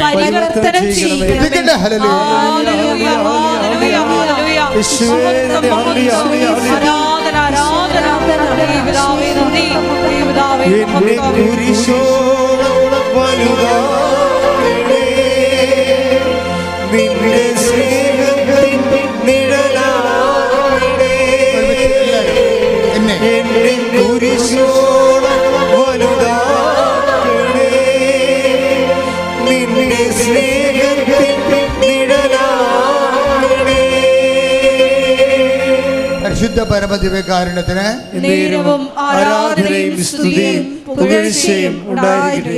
വീണ്ടും നമ്മളെ പുറകേട്ട് വരികയാണ്. നമ്മളുടെ വിഷയം എന്താണ്? പത്രോസിൻ്റെ വിഷയമാണ്. എന്താ വിഷയം? പത്രോസിനോട് കർത്താവ് പറഞ്ഞതാണ്. എന്താണ്? അല്പവിശ്വാസി സംശയിച്ചത് എന്തിന്? ആ വചനം എത്രയാണ് വായിച്ചത്? നമ്മൾ വായിച്ചായിരുന്നല്ലോ. മത്തായി 14:31. മത്തായി 14:31. അല്പവിശ്വാസി പറഞ്ഞേ, അല്പവിശ്വാസി സംശയിച്ചത് എന്തിനാ? ഇതാണ് കോമൺ ഫെയ്ത്ത്. ഇതാണ് സിംഗിൾ ഫേസ്. പിടിയിടിയ ഒരു ബൾബ് തെളിഞ്ഞെന്ന് ഞാൻ പറഞ്ഞില്ലേ? ഇതിനാണ് വിശ്വാസമുണ്ട്. പക്ഷെ എന്താ? അല്പവിശ്വാസമേ ഉള്ളൂ. ബാക്കി 60% എന്താണ്? അവിശ്വാസമാണ്, സംശയമാണ്. വിശ്വാസമുണ്ട്, പക്ഷേ സംശയവുമുണ്ട്. അച്ഛൻ്റെ താഴത്തെ പറഞ്ഞത് എന്താണ്? വിശ്വാസം ആഴമായിരുന്നില്ലെന്നാണ് പറഞ്ഞത്. അതിപ്പോൾ അച്ഛന്മാർക്ക് പോലും അങ്ങനെ വെച്ച് കഴിഞ്ഞാൽ 3 ഫേസിലേക്ക് വന്നില്ലെന്ന് എൻ്റെ അർത്ഥം. വിശ്വാസം ഇല്ലാന്നല്ല, ആഴമായിരുന്നില്ല. ഈ വിശ്വാസത്തിൻ്റെ ആഴമെന്ന് പറയണത് ഓരോരോ ഘട്ടം ചെല്ലുന്നതോടും നമ്മളെ ക്രൊണോളജിക്കലായിട്ട് ഇങ്ങനെ പോകുമ്പോൾ നമുക്ക് എത്ര വയസ്സെന്ന് പറയാം? വയസ്സ് 40. ഓക്കെ, വയസ്സ് എത്ര ഉണ്ട്? 60. വയസ്സ് എത്ര ഉണ്ട്? 85. ഇന്നലെ ഞാൻ രാത്രി ഒരു ഫങ്ഷനിൽ ഒരു സാറിൻ്റെ റിട്ടയർമെൻറ്റിന് പോയി. അപ്പോൾ ആ കുടുംബം എന്നെ കടലോരത്തിന് കുറേ സഹായിച്ചതാണ്. ഞാൻ കടലിൽ കൺവെൻഷൻ നടത്തുന്ന കാലത്ത് സഹായിച്ച കുടുംബമാണ്. അപ്പോൾ അവരുടെ എല്ലാവരും അവിടെ വന്നിട്ടുണ്ടായിരുന്നു. എനിക്ക് ഭയങ്കര സന്തോഷം തോന്നി എൻ്റെ പഴയ സഹപ്രവർത്തകരെ കണ്ടപ്പോൾ. അപ്പോൾ അവരുടെ അന്ന് എനിക്ക് 30 വയസ്സാണ് ഉണ്ടായിരുന്നത്. എനിക്കിപ്പോൾ 65 വയസ്സായി. അപ്പോൾ 35 വയസ്സായി. അപ്പോൾ അന്ന് ഞാൻ അവിടെ കണ്ട 50 വയസ്സുള്ള അമ്മച്ചിനെ ഇന്നലെ അവിടെ കണ്ട്. അപ്പോൾ അമ്മച്ചിക്ക് ഇപ്പോൾ വയസ്സ് 85. അപ്പോൾ അമ്മച്ചിനെ കണ്ടപ്പോൾ എനിക്ക് ഭയങ്കര സന്തോഷമായി. അന്ന് അരയും തലയും മുറുക്കി കടപ്പുറത്ത് അടരാടിയ പോരാട്ടക്കാരത്തിയാണ്. എല്ലാ മക്കളെയും കൃപാസനത്തിന് വേണ്ടി വിട്ടു തന്ന ആളാണ്. ഇന്നത്തെ കൃപാസനമല്ല, ഇതിനേക്കാൾ ഫീൽഡിൽ വളരെ ശക്തമായ ഒരു കൃപാസനം ഉണ്ടായിരുന്നു. ഇന്ന് ലോകവ്യാപകമായ കൃപാസനം കുടുംബങ്ങളെ ശ്രദ്ധിക്കുന്നു. ഒരു പ്രാദേശിക പ്രവർത്തനത്തെക്കാൾ ഉപരി അന്തർദേശീയ പ്രവർത്തനത്തിലേക്ക് കർത്താവ് തിരഞ്ഞെടുത്തിരിക്കുന്നു. ഇന്ന് സുവിശേഷ വേല മുമ്പത്തേക്കാൾ ഏറെ നടക്കുന്നു. ജനങ്ങളുടെ വിശുദ്ധീകരണം അതിനേക്കാൾ ശക്തമായിട്ട് നടക്കുന്നു. ഇന്ന് വേറൊരു കൃപാസനമാണ്. അപ്പം അന്ന് നല്ല കഷ്ടപ്പാട് നിറഞ്ഞൊരു കാലമായിരുന്നു. അന്ന് ഒരു അമ്മ അവരുടെ മക്കളെ എല്ലാവരെയും കൃപാസനത്തിൻ്റെ ശുശ്രൂഷയ്ക്ക് വേണ്ടി വിട്ട്, അവർക്ക് വേണ്ട 8 മക്കളുണ്ടായിരുന്നു, 7. ഞാൻ ഇന്നലെ എല്ലാവരെയും കണ്ടപ്പോൾ എല്ലാവരും അന്ന് കർത്താവിന് വേണ്ടി വേല ചെയ്ത എല്ലാവരും, ചിലർ റിട്ടയറായി, ചിലർ അവർ ജീവിക്കാനുള്ള മാർഗമായി, കുഞ്ഞുങ്ങളെ കല്യാണം കഴിപ്പിച്ചവരുടെ അവരെല്ലാം പേരക്കിടങ്ങളെല്ലാം എൻ്റെ അടുത്ത് ഓടി വന്ന് എനിക്ക് ഭയങ്കരമായിട്ട് സന്തോഷം തോന്നിയ ഒരു ദിവസമായിരുന്നു ഇന്നലെ. അത് കഴിഞ്ഞപ്പോൾ അപ്പോൾ ഞാൻ ഓർക്കണേ, 50 വയസ്സിൽ കണ്ടുമുട്ടിയ ആ ചേടത്തിയെ ഇന്ന് ഞാൻ 87 വയസ്സിൽ കണ്ടുമുട്ടുകയാണ്. അവരെന്ത് ബ്ലെസ്ഡാണ്. അവരുടെ മക്കളുടെ മക്കളും അവരുടെ കല്യാണത്തിലുണ്ടായിരുന്ന പേരക്കിടാങ്ങളുടെ കുഞ്ഞുങ്ങളെല്ലാവരും കൂടെ വരുമ്പോൾ ഒരു ഭയങ്കര ഒരു സംഭവം. അപ്പോഴവിടെ അവരുടെ രാജ്ഞിയായിട്ട് ഇവരിയ്ക്കണം എൻ്റെ അടുത്ത്. അപ്പം ഞാൻ ഓർക്കായിരുന്നേ, അപ്പം 50 വയസ്സിൽ അവർക്കുണ്ടായിരുന്ന വിശ്വാസമാണ് ഈ 87 വയസ്സിൽ ഉണ്ടെങ്കിൽ നമ്മൾ ജയിച്ചെന്ന് പറഞ്ഞാലും കർത്താവിൻ്റെ പുസ്തകത്തിൽ തോറ്റതാണ്. അവിടെയാണ് പ്രശ്നം. പിടിയിടിയാ. ഇനി അവർ രക്ഷപ്പെടണമെന്നുണ്ടെങ്കിൽ അവർക്കുള്ളൊരു പ്ലസ് പോയിൻ്റ് അവിടെ എല്ലാവരും വിശ്വാസത്തിലാണ്. പ്രത്യക്ഷമായും പരോക്ഷമായും വിശ്വാസ പ്രവർത്തകരാണവർ. മറ്റുള്ളവരെ ഇൻസെൻറ്റീവ് ചെയ്യണതും. അതിൽ ഒരു മകൻ വേദപാഠ പ്രൊമോട്ടറാണ്, അദ്ദേഹം +2 പ്രിൻസിപ്പളാണ്. അപ്പം ഇങ്ങനെയൊക്കെ അവരുടെ നിലവാരമനുസരിച്ചൊക്കെ എല്ലാവരും തന്നെ സുവിശേഷ വേലക്കാരാണ്. അപ്പോൾ അതുകൊണ്ട് ഈ അമ്മ രക്ഷപ്പെടത്തുള്ളൂ. എന്താ കാര്യം? അമ്മയ്ക്ക് സ്വന്തമായിട്ട് വിശ്വസിക്കുന്ന ആ വിശ്വാസം, അവരുടെ കുഞ്ഞുങ്ങളെ വിശ്വാസം വളർത്തുന്നതിൻ്റെ തിടുക്കത്തിൽ ഒരു പരിധി വരെയാണ് ഈ നമ്മൾ പറയുന്ന വിശ്വാസം ആർജിക്കാൻ പറ്റുന്നത്. സർവൈവ്ഡ് ഫെയ്ത്ത് എന്ന് പറയും. അപ്പോൾ ഈ അമ്മയ്ക്ക് ഒന്നെങ്കിൽ റിസൾട്ട് ഇവരൊന്ന് പ്രാർത്ഥിച്ച് നമുക്ക് അറിയാൻ പറ്റും. ഒന്നെങ്കിൽ ഇവർ ഭയങ്കരമായ വിശുദ്ധ സ്ത്രീ ആയിരിക്കും. കാര്യം വെച്ച് കഴിഞ്ഞാൽ ഇത്രയും മക്കളെയും പേരക്കിടാങ്ങളെയും വിശ്വാസത്തെ അവർ വളർത്തി സാക്ഷികളാക്കി മാറ്റിയില്ലേ. അപ്പം അങ്ങനെ വരുമ്പോൾ ഒന്നെങ്കിൽ ഇവരുടെ വിശ്വാസം എല്ലാവരേക്കാളും വലിയ വിശ്വാസമായിരിക്കും. അല്ലെന്നുണ്ടെങ്കിൽ ഈ മക്കളെ വളർത്താനുള്ള തത്രപ്പാടിൽ ഇവർ വല്ല കള്ളത്തരവും പറ്റിക്കലും ഒക്കെ നടത്തി പോയിട്ടുണ്ടെങ്കിൽ, അങ്ങനെയൊന്നും അവർ നടത്തിയിട്ടില്ല. മറ്റുള്ളവരെ ശ്രദ്ധിക്കണം. നിങ്ങൾ മക്കളെ വളർത്താൻ വേണ്ടിയാണെന്ന് പറയരുത്. അതൊന്നും ദൈവം ഏക്കത്തില്ല. ഒരു മനുഷ്യനെ എനിക്കറിയാം, അദ്ദേഹം ചേട്ടനാണ്. അദ്ദേഹത്തിൻ്റെ അനുജനെ പട്ടാളത്തിൽ നിന്ന് പറഞ്ഞു വിട്ടതാണ്. ചെറിയൊരു പിരി, അതുകൊണ്ട് പറഞ്ഞു വിട്ടതാണ്. അത് കാരണം ഇയാളുടെ പെൻഷൻ മുഴുവനും ഇയാളുടെ കള്ളവൊപ്പിട്ട് മേടിക്കുന്ന ചേട്ടനാണ്. ചേട്ടൻ അവസാനം കോടതി പിടിച്ചപ്പോൾ കോടതി ചോദിച്ച്, നിങ്ങളെ ആ മാനസിക രോഗമുള്ള ആളിൻ്റെ പെൻഷൻ പൈസ അല്ലേ ഇത് നിങ്ങൾ കള്ളവൊപ്പിട്ട് മേടിച്ചില്ലേ എന്ന് പറഞ്ഞപ്പോൾ അയാൾ പറഞ്ഞത് മക്കളെ വളർത്താനാണെന്ന് പറഞ്ഞു. അയാളുടെ മക്കളെ വളർത്താനേ. പക്ഷെ കോടതി അത് ഏറ്റില്ല. ഈ ഭൂമിയിലെ കോടതി പോലും മക്കളെ വളർത്താൻ കള്ളത്തരം പറഞ്ഞ് ഏക്കാത്തതാണെങ്കിൽ സ്വർഗത്തിൻ്റെ കോടതി എങ്ങനെ ഏക്കാനാണ്? അപ്പം മക്കളെ വളർത്താനാണെന്ന് പറഞ്ഞ് മറ്റുള്ളവരെ പറ്റിക്കരുത്. മക്കളെ വളർത്താനാണെന്ന് പറഞ്ഞ് നിങ്ങൾ പെങ്ങന്മാരുടെ സ്വത്ത് പിടിച്ചു വെക്കരുത്. മക്കളെ വളർത്താനാണെന്നും പറഞ്ഞ് കള്ളപ്പൈസയിലെ പലിശ നടത്തിയിട്ട് അഭ്യാസം കാണിക്കരുത്. ഇത് മക്കളെ വളർത്താനല്ല, നിങ്ങൾ ബേസിക് കള്ളനായത് കൊണ്ടാണ്. അത് ദൈവത്തിന് അറിയാം. മക്കളെ വളർത്താൻ വേണ്ടി മക്കളെ വെച്ച് നിങ്ങളെ പൂള് വെക്കുകയാണ്, അടവെക്കുകയാണ്. പക്ഷെ നിങ്ങൾ ബേസിക്കായിട്ട് കള്ളനാണ്, മറ്റുള്ളവരുടെ സ്വത്ത് മോഹിക്കുന്ന ആളാണ്. അതുകൊണ്ടാണ് നിങ്ങളിത് ചെയ്തതെന്ന് ദൈവത്തിന് അറിയാം. അപ്പോൾ ഉടമ്പടിക്ക് മുമ്പേ ഇങ്ങനെയുള്ള പരിപാടികളൊക്കെ ഒന്ന് ചിന്തിച്ച് നോക്കണം. കാര്യം ഞാൻ ഒരു കോമ്പറ്റൻ്റ് ആയിട്ടുള്ള ഒരു ഉത്തമ പങ്കാളിയാണ്, ഉടമ്പടിയാണ് ഞാൻ ചെയ്യണത്. അല്ല ഞാൻ പോയി ഒരു ധ്യാനം കൂടുകയല്ല ചെയ്യണത്. അതാണ് വ്യത്യാസം എന്ന് പറയണത്. അതായത് ഇപ്പം ചില ആൾക്കാർ ആ ഉടമ്പടിയിലുള്ള ഈ കശുമാങ്ങ പിള്ളേർ കശുമാങ്ങ തിന്നപ്പോൾ ഉടമ്പടി കൈകാര്യം ചെയ്യണത്. ഈ പിള്ളേർ വീണ് കിടക്കണ കശുമാങ്ങ എടുക്കുക, അല്ലെങ്കിൽ പെറുക്കി പറിച്ചെടുക്കത്തില്ലേ, പറിച്ചിട്ട് ആദ്യം ചെയ്യണത് എന്താണ്? കഴുകുക. അത് കഴിക്കുക, കുഴപ്പമില്ല. ആ അണ്ടി പറിച്ച് ദൂരെ കളഞ്ഞാലും മാങ്ങ തിന്നും. ഇതാണ് എല്ലാ പിള്ളേരും ചെയ്യണത്. കശുമാങ്ങ കിട്ടിക്കഴിഞ്ഞാൽ, പറങ്കിമാങ്ങ കിട്ടിക്കഴിഞ്ഞാൽ ആ അണ്ടി പറിച്ച് ദൂരെ കളഞ്ഞിട്ട് മാങ്ങാ തിരുന്ന പിള്ളേരുണ്ട്. ചിലർ രണ്ടെടുത്ത് പോക്കറ്റ് ഇടുമായിരിക്കും. നിങ്ങൾ വേണ്ട. ഉടമ്പടിയിൽ ഇതുപോലെ തന്നെ നിങ്ങളുടെ ജപ്തി നിന്നോട് മാറിയെങ്കിൽ അത് മാത്രം കഴിച്ചിട്ട് അതിൻ്റെ അകത്തുനിന്ന് കൃപ കിട്ടുന്ന സാധനം നിങ്ങൾ എടുത്ത് കളയും. അതാണ് വിഷയം. പല ആൾക്കാരും ഉടമ്പടി ചെയ്യണത് പിള്ളേർ കശുമാങ്ങ തിന്ന പോലെയാണ്. എന്ത് സംഭവിച്ചു കഴിഞ്ഞാൽ ആ മാങ്ങ മാത്രം എടുത്തിട്ട് അണ്ടിരുത് കളയും. കൃപ കിട്ടുന്ന ഭാഗം എടുത്തിട്ട് നിങ്ങൾക്ക് ഈ അനുഗ്രഹത്തിൻ്റെ ഭാഗം എടുക്കും, മാങ്ങ എടുക്കും, തിന്നും. എന്നിട്ട് ചെയ്യും, അതിൻ്റെ കൃപ കിട്ടുന്ന ഭാഗം, അതിൻ്റെ വിറ്റാമിൻ സെറ്റ് എടുത്ത് കളയും, ദൂരെ കളയും. എന്ന് പറഞ്ഞ പോലെ ക്ഷമിക്കുക, അതുപോലെ തന്നെ മറ്റുള്ളവരോട് പൊറുക്കുക, മറ്റുള്ളവരോട് സൗമ്യമായി പെരുമാറുക, കർത്താവ് കൂടെ പ്രവർത്തിക്കുന്ന ഭാഗമാണത് എറിഞ്ഞു കളയണത്. അനുഗ്രഹം നിങ്ങളുടെ പെൻഷൻ, നിങ്ങളുടെ ജോലി, നിങ്ങളുടെ ഇൻ്റർവ്യൂ, ടെസ്റ്റ്, അതൊക്കെ ഈ മാങ്ങയാണ്. അത് കഴിച്ചിട്ട് ബാക്കിയുള്ളത് കളയും. അപ്പം അങ്ങനെ ഉടമ്പടിയിൽ വരരുത്. കാര്യം വെച്ച് കഴിഞ്ഞാൽ നിങ്ങൾ വിചാരിക്കാതെ ഇന്നൊരു ഉടമ്പടി എടുത്ത് കുറച്ച് അനുഗ്രഹം ദൈവത്തിൽ നിന്ന് അടിച്ചു മാറ്റി നമ്മളത് അവസാനിപ്പിച്ച് ഉടമ്പടിയും കൊണ്ട് അധികകാലം പോണത് അത്ര ഗുണമല്ല. ഇടയ്ക്കൊന്ന് സ്മോൾ അടിക്കാൻ പറ്റത്തില്ല.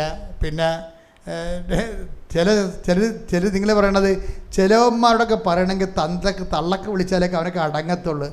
അത് ശരിയാ. എന്താ പ്രശ്നം മറ്റുള്ളവരെ ശാസിക്കാനും അടക്കാനും ഒതുക്കാനും ബലഹീനന്മാരാണ് തെറി പറയണത്, അശുദ്ധ ഭാഷ ഉപയോഗിക്കണത്. അപ്പം നിങ്ങൾ ഉടമ്പടി കഴിഞ്ഞിട്ട് തെറി പറയാൻ ഇരിക്കണമെങ്കിലുള്ള അവസ്ഥ എന്തായിരിക്കും? അങ്ങനെ ആൾക്കാരുണ്ട്. അപ്പോൾ ആൾക്കാർ അമ്മ പറയും, ഇടൂ താൻ ഉടമ്പടി എടുത്തതല്ലേ? എടുത്താ തെറിയാണ്. കഴിഞ്ഞില്ലേ അത് എവിടെ 90 ദിവസം കഴിഞ്ഞില്ല എന്ന്. അപ്പോൾ ഇനി തെറി പറയാൻ ലൈസൻസ് ആയതാണ് ഈ പറയണത്. കഴിഞ്ഞില്ല. നിനക്കാണ് കഴിഞ്ഞിരിക്കുന്നത്, ദൈവമായിട്ട് കഴിഞ്ഞിട്ടില്ല ഈ സംഭവം, കഴിയത്തുമില്ല. പിന്നെ നീ ദൈവത്തോട് ചെയ്ത ഉടമ്പടിക്കെല്ലാം പിന്നീട് എല്ലാം നിനക്ക് കർത്താവിൻ്റെ തിരുസന്നിധിയിൽ വിശുദ്ധീകരിക്കാനുള്ള എല്ലാ നടപടിക്രമങ്ങളും അതിൻ്റെ അകത്തുണ്ട്. അതുകൊണ്ട് എൻ്റെ മക്കളെ, ഇതിൻ്റെ ലക്ഷ്യം എന്താണ്? കർത്താവ് കൂടെ പ്രവർത്തിക്കുക. കർത്താവ് കൂടെ പ്രവർത്തിക്കുന്നതിന് എന്ത് ചെയ്യണം? നമ്മൾ ഈ അല്പവിശ്വാസം എന്നുള്ളത് 60% വെള്ളയാണ്. 60% വെള്ളയാണ്. വെച്ചാൽ ആഞ്ഞിലി മരത്തിൻ്റെ അകത്ത് വെള്ളം ഉണ്ടാകത്തില്ലേ? അപ്പോൾ 10 ദിവസത്തിനകത്ത് ഉണ്ട് ഈ സംഭവം. അതുകൊണ്ടാണ് കാറ്റ് കാല് നനഞ്ഞായിരുന്നു. പുള്ളി കടലിൻ്റെ മീതെ വന്നപ്പോഴേ കാല് നനഞ്ഞ് ഇത്തിരി ഒന്ന് താഴപ്പണ പോലെ തോന്നി. മുങ്ങിപ്പോവെന്ന് വിചാരിച്ചപ്പോൾ കർത്താവെ രക്ഷിക്കണമെന്ന് പറഞ്ഞ് അവൻ കൈ ഉയർത്തി. അത് കറക്റ്റാണ്, ശരി. കാല് താഴേക്ക് പോകണ കണ്ടപ്പോൾ കൈ ഉയർത്തണം, അത് സ്വാഭാവികമായ ഒരു കാര്യമാണ്. നമ്മൾ നിന്നിടം താന്നു പോവുകയാണെങ്കിൽ പിന്നെ എന്താ ഉള്ളത്? കർത്താവ് മാത്രമേ ഉള്ളൂ. അത് 10 ദിവസം നമ്മളെ പഠിപ്പിക്കുന്ന പാഠമാണ്. നിന്നിടം താന്നു പോകുമല്ല. ചില സമയത്ത് ജപ്തി നടപടി വരും, അങ്ങനെ പല രോഗങ്ങൾ വരും. നിന്നിടം താന്നു പോവുകയാണ്. നേപ്പം തറ താന്നു പോകുമ്പോൾ 10 ദിവസം കൈ ഉയർത്തും. എന്താണ്? ആ കയ്യെ കയറി കർത്താവ് പിടിക്കുമെന്നുള്ള ഒരു പ്രത്യാശയാണ്. അതാണ് വിഷയം. അപ്പോൾ കർത്താവ് കയറി പിടിക്കുക തന്നെ ചെയ്ത്. അല്ലാതെ ഇപ്പം കർത്താവ് കയറി പിടിച്ചു. അപ്പോഴാണ് ചോദിച്ചത്, അല്പവിശ്വാസി സംശയിച്ചത്. ഇത് കോമൺ ഫെയ്ത്താണ്. ഇത് നിങ്ങൾക്ക് ഇവിടെ വരുന്നതിന് മുമ്പ് നിങ്ങൾക്ക് ഉള്ളതാണ്. പക്ഷേ ഇനി ഇതിൻ്റെ അകത്ത് വേണ്ടത്, ഇതിനെ അപ്ഗ്രേഡ് ചെയ്യേണ്ടത് ഗ്രേറ്റ് ഫെയ്ത്തായിട്ടാണ്. ഗ്രേറ്റ് ഫെയ്ത്ത് എന്ന് പറയുമ്പോൾ എന്താണെന്ന് വെച്ച് കഴിഞ്ഞാൽ, നിങ്ങളിപ്പം ചെയ്യുന്ന വിഷയങ്ങളിലെ പ്രേക്ഷിത പ്രവർത്തനങ്ങൾ ചേർത്ത്, ആതുര പ്രവർത്തനങ്ങൾ ചേർത്ത് നിങ്ങളുടെ കോൺട്രിബ്യൂഷൻ കൂട്ടണം, സംഭാവന കൂട്ടണം. അപ്പോഴാണ് ഗ്രേറ്റ് ഫെയ്ത്ത് ഉണ്ടാകുന്നത്. O woman, your faith is great. അത് ആവാജ് നിൻ്റെ വിശ്വാസം വലുതാണ്. എടുത്ത് 15:28. അപ്പോൾ രണ്ടാം വിശ്വാസം തന്നെ കണ്ട. രണ്ടാം വിശ്വാസം, ആദ്യം വിശ്വാസം എന്താണ്? അല്പവിശ്വാസം. രണ്ടാമത്തെ വിശ്വാസം എന്താണ്? 15:28. അതാണ് രണ്ടാം വിശ്വാസം. യേശു പറഞ്ഞു, സ്ത്രീയെ നിന്റെ വിശ്വാസം വലുതാണ്. നീ ആഗ്രഹിക്കുന്നത് പോലെ നിനക്ക് ഭവിക്കട്ടെ. ആ സമയം മുതൽ അവളുടെ പുത്രി സൗഖ്യമുള്ളവളായി. ഇപ്പൊ ആരോടമ്പ നീ എന്താ ഈശോ പറഞ്ഞത്? നീ ആഗ്രഹിക്കുന്ന പോലെ പറഞ്ഞേ, നിനക്ക് ഭവിക്കട്ടെ. അപ്പൊ ആഗ്രഹിക്കുന്നത് പോലെ ഭവിക്കട്ടെ എന്നല്ലേ പറയണത്? നമ്മൾ നിയോഗം വെച്ചിരിക്കുന്നത് എത്രയാണ്? 6 നിയോഗങ്ങളാണ്. ഇതെന്താണ്? 6 ആഗ്രഹങ്ങളല്ലേ? 6 നിയോഗങ്ങളെന്ന് പറഞ്ഞാൽ എന്താണ്? 6 ആഗ്രഹങ്ങളാണ്. അപ്പോൾ അതിനെതിരെ ദൈവം എതിരല്ല. നിനക്ക് ഇത് നേടിയ നിനക്കാപത്താണെങ്കിൽ മാത്രമേ ദൈവം മാറ്റത്തുള്ളൂ. ഈ 6 നിയോഗങ്ങളിൽ നീ ഇത് നേടിയ നിനക്ക് ആപത്തില്ലെങ്കിൽ 6 ദൈവം ചെയ്തു തരും, ഒരു പ്രശ്നമില്ല. അതാണ് കർത്താവ്. ആ വാക്ക് ഭയങ്കര ബലമുള്ള വാക്കാണ്. എന്താണ്? 6 നിയോഗങ്ങൾ വെച്ചിരിക്കുകയാണ്. എന്ന് വെച്ച് കഴിഞ്ഞാൽ 6 ആഗ്രഹങ്ങളാണ്. ഓക്കെ അല്ലേ? 6 ആഗ്രഹങ്ങൾ. എന്താ ചെയ്തിരിക്കണത്? ഒന്നിനു വായിച്ചേ. ആ വചനം എത്രയാണ്? മത്തായി 15:28. മത്തായി 15:28. യേശു പറഞ്ഞു, സ്ത്രീയെ നിന്റെ വിശ്വാസം വലുതാണ്, നിന്റെ വിശ്വാസം വലുതാണ്. നീ ആഗ്രഹിക്കുന്നത് പോലെ നിനക്ക് ഭവിക്കട്ടെ. ആ സമയം മുതൽ അവളുടെ പുത്രി സൗഖ്യമുള്ളവളായി. അപ്പം ആഗ്രഹിക്കുന്ന പോലെ എന്നുള്ള വിഷയം നിനക്ക് ഭവിക്കട്ടെ. അപ്പം അത് ഈ ആറ് കാര്യം നടന്നാലും ഒരു പ്രശ്നമുണ്ടെന്ന് വെച്ച് കഴിഞ്ഞാൽ ചില കാര്യങ്ങളിൽ നിനക്ക് അപകടം ഉണ്ടാകും. ചില കാര്യങ്ങൾ നടന്നാൽ മനസ്സിലായില്ലേ? ചില കാര്യങ്ങൾ നടന്നാൽ നിനക്ക് അപകടം ഉണ്ടാകും. അത് കർത്താവിനറിയാം. ഇപ്പോൾ ഉണ്ടാകത്തില്ല, പക്ഷേ 10 കൊല്ലം കഴിഞ്ഞുണ്ടാകും. അത് കർത്താവിനറിയാം. അതെപ്പോഴും നമ്മൾ അതായത് ഞാൻ എൻ്റെ പള്ളിയിൽ സിമിത്തേരിക്ക് വേണ്ടി പ്രാർത്ഥിക്കാൻ തുടങ്ങിയിട്ട് കുറേ നാളായി. അപ്പോൾ സിമിത്തേരിക്ക് വേണ്ടി പ്രാർത്ഥിക്കാൻ തുടങ്ങുന്നത് നടക്കണില്ല. അപ്പോൾ ഒരു കാര്യം നടക്കാതെ വന്നാലും ഞാനത് മനസ്സിലാക്കണത് ഇത്തിരി സമയം കൂടി വേണ്ടി വരുന്നേ ഉള്ളൂ, നടക്കാതെ ഇരിക്കുമെന്നല്ല എന്നെ ഞാൻ മനസ്സിലാക്കണത്. അതുകൊണ്ടാണ് നിങ്ങളെ പുതുക്കാൻ ഞാൻ പറയേണ്ട കാര്യം അതാണ്. ചിലർ പറഞ്ഞു നിങ്ങൾ പുതുക്കി നോക്കെന്ന് ഞാൻ പറയത്തില്ലേ. അത് കാര്യത്തിൽ ഒരു കാര്യം നടന്നില്ലെങ്കിൽ അത് നടക്കത്തില്ലെന്നല്ല എൻ്റെ അർത്ഥം. അത് നടന്നാൽ വലിയ ഇൻഡാസ് ഉണ്ടാകും. അത് നമുക്കറിയാൻ പറ്റത്തില്ല, കർത്താവിനത് അറിയാം. ഞാൻ ഒരു ചെറിയ ഉദാഹരണം പറയാം. എൻ്റെ പള്ളിയിലെ സെമിത്തേരി പ്രശ്നം നിങ്ങൾ ചിലർ എൻ്റെ പള്ളിയിൽ വന്ന് കാണും. ഞാൻ പള്ളിയിലൊന്നും ഇപ്പോൾ പറയണില്ല, ഇപ്പോൾ അവിടെ പോടില്ല. ഞാൻ ആ ഫംഗ്ഷന് മാത്രമേ പോകത്തുള്ളൂ, പിന്നെ കുർബാനയ്ക്ക് പോകും. ഞാൻ അവിടെ ഇരിക്കണില്ല. പണ്ട് ഞാൻ അവിടെ ഇരിക്കുമായിരുന്നു. കാര്യം എനിക്കിവിടെ ഇരുന്ന് കഴിഞ്ഞാൽ കൃപാസനത്തിലെ ആൾക്കാരെ ശ്രദ്ധിക്കാൻ പറ്റാത്തത് കൊണ്ട് ഞാൻ ഇപ്പോൾ ആളിവിടെ കൂടിയപ്പോൾ ഞാൻ കൃപാസനത്തിൽ തന്നെയാണ് ഇപ്പോൾ താമസിക്കുന്നത്. ഞായറാഴ്ച പോകും. ഞായറാഴ്ച അവിടെ പുറത്തുനിന്ന് ആൾക്കാർ വന്നാൽ എടുക്കത്തില്ല, പറഞ്ഞു വിടും. എത്ര കാറിൽ നിന്നൊക്കെ ആൾക്കാർ വരും. അവിടെ ബന്ധുക്കളൊക്കെ പറയും അച്ഛൻ ഇന്ന് വരും എന്നൊക്കെ പറയുമ്പോൾ ആൾക്കാർ വരും. ഞാൻ എവിടുന്ന് വന്നാലും ഞാൻ ആൾക്കാരെ പറഞ്ഞു വിടും. കാര്യം അവിടെ അത് ആൾക്കാരെ കാണുന്ന സ്ഥലമല്ല.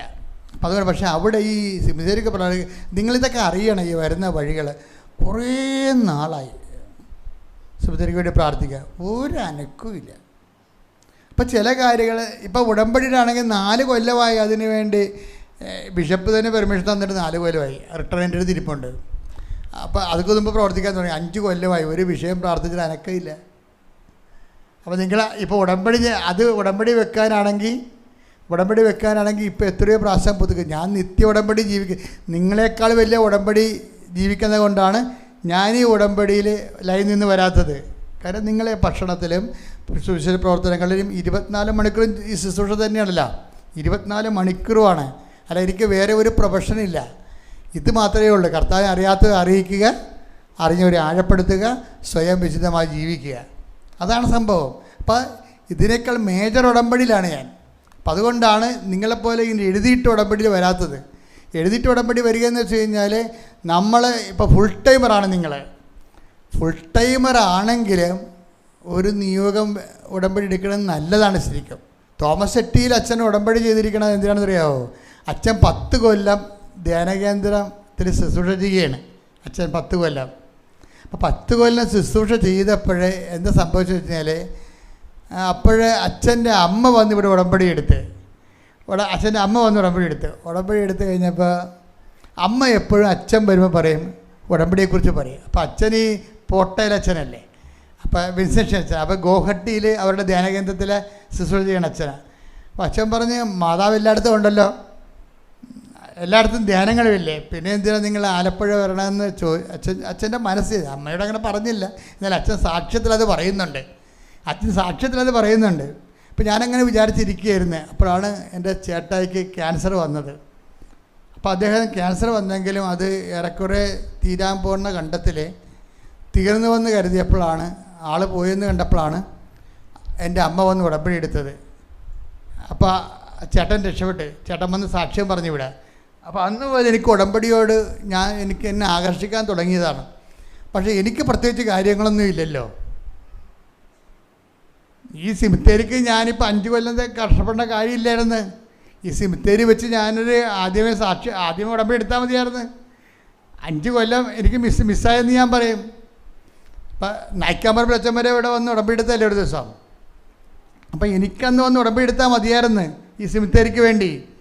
ഞാനത് അതിനേക്കാളും ക്ലിഷ്ടമായ ഈ ഉടമ്പടിയേക്കാളും വെല്ലുവിളിയുള്ള ഒരു ജീവിതം, ഉടമ്പടി ജീവിതം നയിക്കുന്നത് കൊണ്ടാണ് ഇങ്ങനെയുള്ള നിയോഗ ഉടമ്പടിയിലേക്ക് വരാഞ്ഞത്. പക്ഷേ നിയോഗ ഉടമ്പടിക്ക് വരേണ്ടതായിരുന്നു അച്ഛൻ, ഞാനും വരേണ്ടതായിരുന്നു. എങ്കിലും എനിക്ക് 5 കൊല്ലം തേക്കേണ്ട കാര്യമില്ലായിരുന്നു. 5 കൊല്ലമായില്ലേ ഇപ്പം സെമിത്തേരിക്ക് വേണ്ടി പോകണം. ഇപ്പോഴാണ് അതിനൊരു സമാധാനമായി വരുന്നത്, ഇപ്പം തറക്കല്ലിട്ട്. അപ്പോൾ എന്താ വിഷയമെന്ന് വെച്ച് കഴിഞ്ഞാൽ, എന്താ ഞാൻ പറയാൻ ഉദ്ദേശിക്കുന്നത് നിങ്ങൾ അറിയണം. ഞാനിത് അമ്മയുമായിട്ട് ഇത്രയും അടുപ്പമുള്ളത് കൊണ്ട് ഞാൻ അമ്മയോട് ഈ വിഷയം എപ്പോഴും പറയും. ഞാൻ പോരണ മുമ്പ് എനിക്ക് അവിടെ നിന്ന് സെമിത്തേരി ചെയ്തിട്ട് പോരണമെന്ന് പറയും. അപ്പം അങ്ങനെ പോരാൻ പറ്റാതെ വരുമ്പോൾ സെമിത്തേരി തീരത്തില്ല, തുടങ്ങാൻ പറ്റത്തില്ല. അപ്പോൾ എനിക്ക് ബിഷപ്പിനോട് പറഞ്ഞ് ടൈം കഴിഞ്ഞല്ലോ, അവിടെ അപ്പോയിൻറ്റ്മെൻറ്റ് ചെയ്താൽ ചേഞ്ച് ആകണമെന്ന് പറഞ്ഞു. അപ്പോൾ ഞാൻ പിതാവിനെ പറഞ്ഞ് പിതാവിൻ്റെ ഇഷ്ടം പോലെ ചെയ്യും. അപ്പോൾ ഞാൻ അവിടെ നിന്ന് എനിക്കവിടെ സെമിത്തേരി ചെയ്യണമെന്നായിരുന്നു ആഗ്രഹം. അത്ര ജസ്റ്റ് ഉള്ളൂ, നമുക്കതേ പറയാൻ പാടുള്ളത്. സഭയിൽ നമുക്ക് എന്തെങ്കിലും ആഗ്രഹം ഉണ്ടെങ്കിൽ പറയാം. അന്തിമ തീരുമാനം എടുക്കേണ്ട ആരാണ്? ബിഷപ്പാണ് എടുക്കേണ്ടത്. ഞാൻ അതുപോലെ ആ സ്റ്റാൻഡ് കീപ്പ് ചെയ്ത് പിതാവിൻ്റെ ഇഷ്ടം പോലെ ചെയ്യും. എനിക്ക് ആഗ്രഹം അത് അത് ചെയ്തിട്ട് പോരണമെന്നായിരുന്നു. കാര്യം ആ പള്ളി മിഷനായിട്ട് എടുത്തതാണ്, ആരും നോക്കാനില്ലാഞ്ഞപ്പോൾ മിഷനായിട്ട് എടുത്തതാണ്. ബാക്കിയെല്ലാം ചെയ്തവിടെ. അപ്പോൾ ഇത് കൂടി ചെയ്തു പോകണമെന്ന് എനിക്ക് ആഗ്രഹം ഉണ്ടായിരുന്നു. പക്ഷേ ഞാൻ ഉടമ്പടി എടുക്കാത്തത് കൊണ്ടോ എന്തോ ആ സാധനം നീണ്ടുപോയി. അപ്പോൾ ഈ അച്ഛൻ പറഞ്ഞപ്പോൾ ഞാൻ അതിനെക്കുറിച്ച് ചിന്തിക്കണത്. അച്ഛൻ പറഞ്ഞു എനിക്കെന്തിനാ ഉടമ്പടി എന്നാണ് അച്ഛൻ ചിന്തിക്കുന്നത്. ഞാനങ്ങനെയല്ല ചിന്തിക്കണത്. ഞാൻ നിങ്ങളെക്കാൾ ക്ലേശകരമായ തപസ്സിലും അതുപോലെ തന്നെ സുവിശേഷ പ്രവർത്തനങ്ങളിലും ഒക്കെയാണ് ജീവിക്കണത്. എൻ്റെ വർഷകാലങ്ങളിലുള്ള അച്ഛനായതുപോലെ ഇന്നലുള്ള കാര്യം ഞാൻ എന്തുകൊണ്ടാണ് 40 കൊല്ലത്തെ പൗരോഹിത്യം പറയണത്. അത് വീമ്പിളക്കലൊന്നുമല്ല. 40 കൊല്ലത്തെ പൗരോഹിത്യം കറക്റ്റ് ആത്മാക്കളുടെ വീണ്ടെടുപ്പിന് വേണ്ടി പ്രവർത്തിച്ച ഒരു കാലമാണ്. അപ്പം അതുകൊണ്ട് തന്നെ ആ പൗരോഹിത്യത്തെക്കുറിച്ച് കേൾക്കുമ്പോൾ ദൈവം റിജക്റ്റ് ചെയ്യത്തില്ലത്. പിന്നെ രണ്ടാമതെന്താ പറയണത്, എൻ്റെ 40 കൊല്ലത്തെ പൗരോഹിത്യത്തിൻ്റെ അടിസ്ഥാനത്തിൽ കൃപാസനം അൾത്താരെ പ്രത്യക്ഷപ്പെട്ട മാതാവിൻ്റെ പ്രത്യക്ഷീകരണത്തിന് സ്ഥിരീകരണത്തിനായി കർത്താവിൻ്റെ നാമത്തിൽ എന്ന് പറയുമ്പോൾ തന്നെ എല്ലാമായി. Everything is there. നമുക്ക് ആൾത്താരിൽ അധികം സമയം കിട്ടത്തില്ല. നമുക്ക് ഈ വലിയ പ്രമാണങ്ങൾ വെച്ച് മാത്രമേ ഈടുവെക്കാൻ പറ്റത്തുള്ളൂ. ചെറിയ പ്രമാണമൊന്നുമല്ല ഈടുവെക്കാൻ വേണ്ടിയുള്ളത്. നല്ല ദൈവത്തിരുസേന ഈടുവെക്കാൻ ഒരു ജീവിതത്തിൻ്റെ സാക്ഷ്യമുണ്ട്. ദൈവത്തിരുസേന ഈടുവെക്കാൻ ഒരു ജീവിത സാക്ഷ്യമുണ്ട്.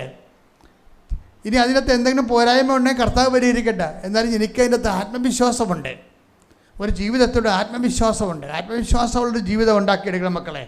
ദൈവവുമായിട്ടുള്ള റിലേഷനിൽ ഒരു ആത്മവിശ്വാസമുള്ള ജീവിതം ഉണ്ടാക്കണം. പക്ഷേ എങ്കിലും ഈ വിഷയം ഞാൻ ഉടമ്പടിക്ക് വെച്ചില്ല. ഇപ്പം അച്ഛനെന്താ പറയണത്, അച്ഛന് ഒരു വിഷയം വന്നു. അച്ഛന് UK പോകാൻ വേണ്ടി സഭ ഓർഡറിട്ട്. അപ്പം അവിടെ എന്താ പ്രശ്നം, UK പോകണമെന്നുണ്ടെങ്കിൽ IELTS പാസ്സാകണം. അപ്പം അച്ഛന് SLCക്ക് നല്ല മാർക്കാണ്, ഇംഗ്ലീഷിന്. അച്ഛൻ്റെ ഡിഗ്രിക്ക് നല്ല മാർക്കാണ്. അപ്പം ഇനി ഞാനെന്തിനാ IELTS കോഴ്സിന് പോണത്? അച്ഛന് മെറിറ്റ് ഉണ്ടെന്നാണ്, അതല്ല മെറിറ്റാണ്. അതാണ് ഉടമ്പടി ഭാഷ പറഞ്ഞാൽ മെറിറ്റാണ്. അപ്പം മെറിറ്റ് അച്ഛനുണ്ട്. അപ്പോൾ ഇപ്പം ചില ആൾക്കാർക്കുള്ള കുഴപ്പം, മെറിറ്റുണ്ടെങ്കിൽ പിന്നെ അവർക്ക്, ഇപ്പം എൻ്റെ ഒരു ധാരണ അതാണല്ലോ, എനിക്ക് മെറിറ്റ് ഉണ്ടെന്നാണല്ലോ ധാരണ. ഈ മെറിറ്റ് ഉണ്ടെങ്കിൽ നിയോഗ ഉടമ്പടി എടുക്കുമ്പോൾ അച്ഛൻ പറയും എൻ്റെ ജീവിതം നിയോഗത്തിൻ്റെ അർത്ഥത്തിൽ ഞാൻ നിഷ്ഠ ചെയ്തു എന്ന് പറയും. അച്ഛൻ എന്താ പറയണത്? അച്ഛനാണെങ്കിലും ധനഗുരുവാണെങ്കിലും ഒരു വിഷയം ഉണ്ടായപ്പോൾ ഞാൻ IELTSന് തോറ്റു. മനസ്സിലായി? ഒന്ന് ചിന്തിച്ച് നോക്കിയേ.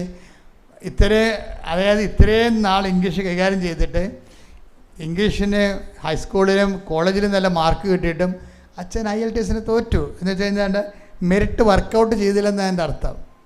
അതാണ് not by merit but by grace എന്ന് പറയണത്. നമ്മൾ എത്ര വലിയ ആളായാലും ശരി ചില സമയത്ത് മെറിറ്റ് വർക്കൗട്ട് ചെയ്യത്തില്ല. എന്തുകൊണ്ട് ഉടമ്പടി എടുക്കണമെന്ന് ചോദിച്ചു കഴിഞ്ഞാൽ ഇതാണ് ഉത്തരം. രണ്ടാമത്തെ ഉത്തരം എന്താ? ഒന്ന്, കർത്താവ് കൂടെ പ്രവർത്തിക്കാൻ. രണ്ടാമത്തെ ഉത്തരം എന്താണ്? നമ്മൾ എത്ര മെറിറ്റുള്ള ആൾക്കായാലും ചില സമയത്ത് മെറിറ്റ് വർക്കൗട്ട് ചെയ്യത്തില്ല. അല്ലെങ്കിൽ നമ്മളെക്കാൾ മെറിറ്റുള്ളവർ പുറത്തുണ്ടാകും. മെറിറ്റ് അനുസരിച്ച്, നീതി അനുസരിച്ച് അവന് കൊടുക്കേണ്ടതാണ്. അപ്പോൾ നമ്മൾ പുറത്താകും. അപ്പോൾ ഇങ്ങനെ വെല്ലുവിളികളുണ്ട് ഈ മെറിറ്റിൽ. അപ്പം അച്ഛനെ സംബന്ധിച്ചിടത്തോളം അച്ഛൻ ഓക്കെയാണ്. നല്ല മണി പോലെ ഇംഗ്ലീഷ് പറയും, അതിൻ്റെ ഫോണറ്റിക്സ് കറക്റ്റാണ്, റൈറ്റിംഗ് കറക്റ്റാണ്, റീഡിങ് കറക്റ്റാണ്, ഹിയറിങ് കറക്റ്റാണ്, എല്ലാമാണ്. പക്ഷെ അച്ഛൻ തോറ്റു. അത് നോക്കിക്കഴിഞ്ഞാൽ അത് വൾട്ടീസുകാർക്ക് മനസ്സിലാവുക. അച്ഛന് ഭയങ്കര ക്ഷീണവും ഭയങ്കര പറയാൻ പറ്റുക IELTS തോറ്റുന്നത്. കാര്യം ഇവിടുത്തെ IELTSകാർ, ഇത് PDCക്കാർ പോലും മലയാളത്തിൽ പഠിച്ച ആൾക്കാർ പോലും ചില ആൾക്കാർ ഉടമ്പടി എടുത്തിട്ട് വരുമ്പോൾ അവർ പറയും, ഞാൻ ആദ്യമായിട്ട് IELTS എഴുതിക്കണേ, മാതാവിൻ്റെ പൊക്കിയെടുത്തെന്ന് പറയും. നിൽക്കണേ, എത്ര സാക്ഷ്യമുണ്ട്, എത്രയോ സാക്ഷ്യമുണ്ട്. മലയാളത്തിലാണ് പഠിച്ചത്, പക്ഷേ IELTS അവർ പാസ്സായി. അതാണ് അത് നോട്ട് ബൈ മെറിറ്റിലാണ് ഉടമ്പടി വർക്ക് ചെയ്യണത്. അപ്പോൾ അച്ഛനെ അത് ഇഷ്ടപ്പെട്ടപ്പോൾ അച്ഛൻ വന്ന് ഉടമ്പടി ഓൺലൈനിലെടുത്ത് ആ അച്ഛൻ പറഞ്ഞു, ഞാൻ ഓൺലൈൻ എടുത്തപ്പോൾ തന്നെ നിഷ്ഠ ചെയ്ത് ജീവിക്കാൻ തുടങ്ങി. ഉടമ്പടിയുടെ കറക്റ്റായിട്ട് നിഷ്ഠ ചെയ്ത് ജീവിക്കാൻ തുടങ്ങി. അപ്പോൾ ഈ നിഷ്ഠ എന്ന് പറയുന്നത് ഭയങ്കര, ഞാൻ ഓസ്ട്രേലിയ ധ്യാനം നടത്തിയപ്പോൾ അവിടുത്തെ വികാർജനൽ പറഞ്ഞ് ഉടമ്പടി എന്ന് പറയുന്നത് ഒരു ഡിസിപ്ലിൻ ലൈഫാണെന്ന് പറഞ്ഞു.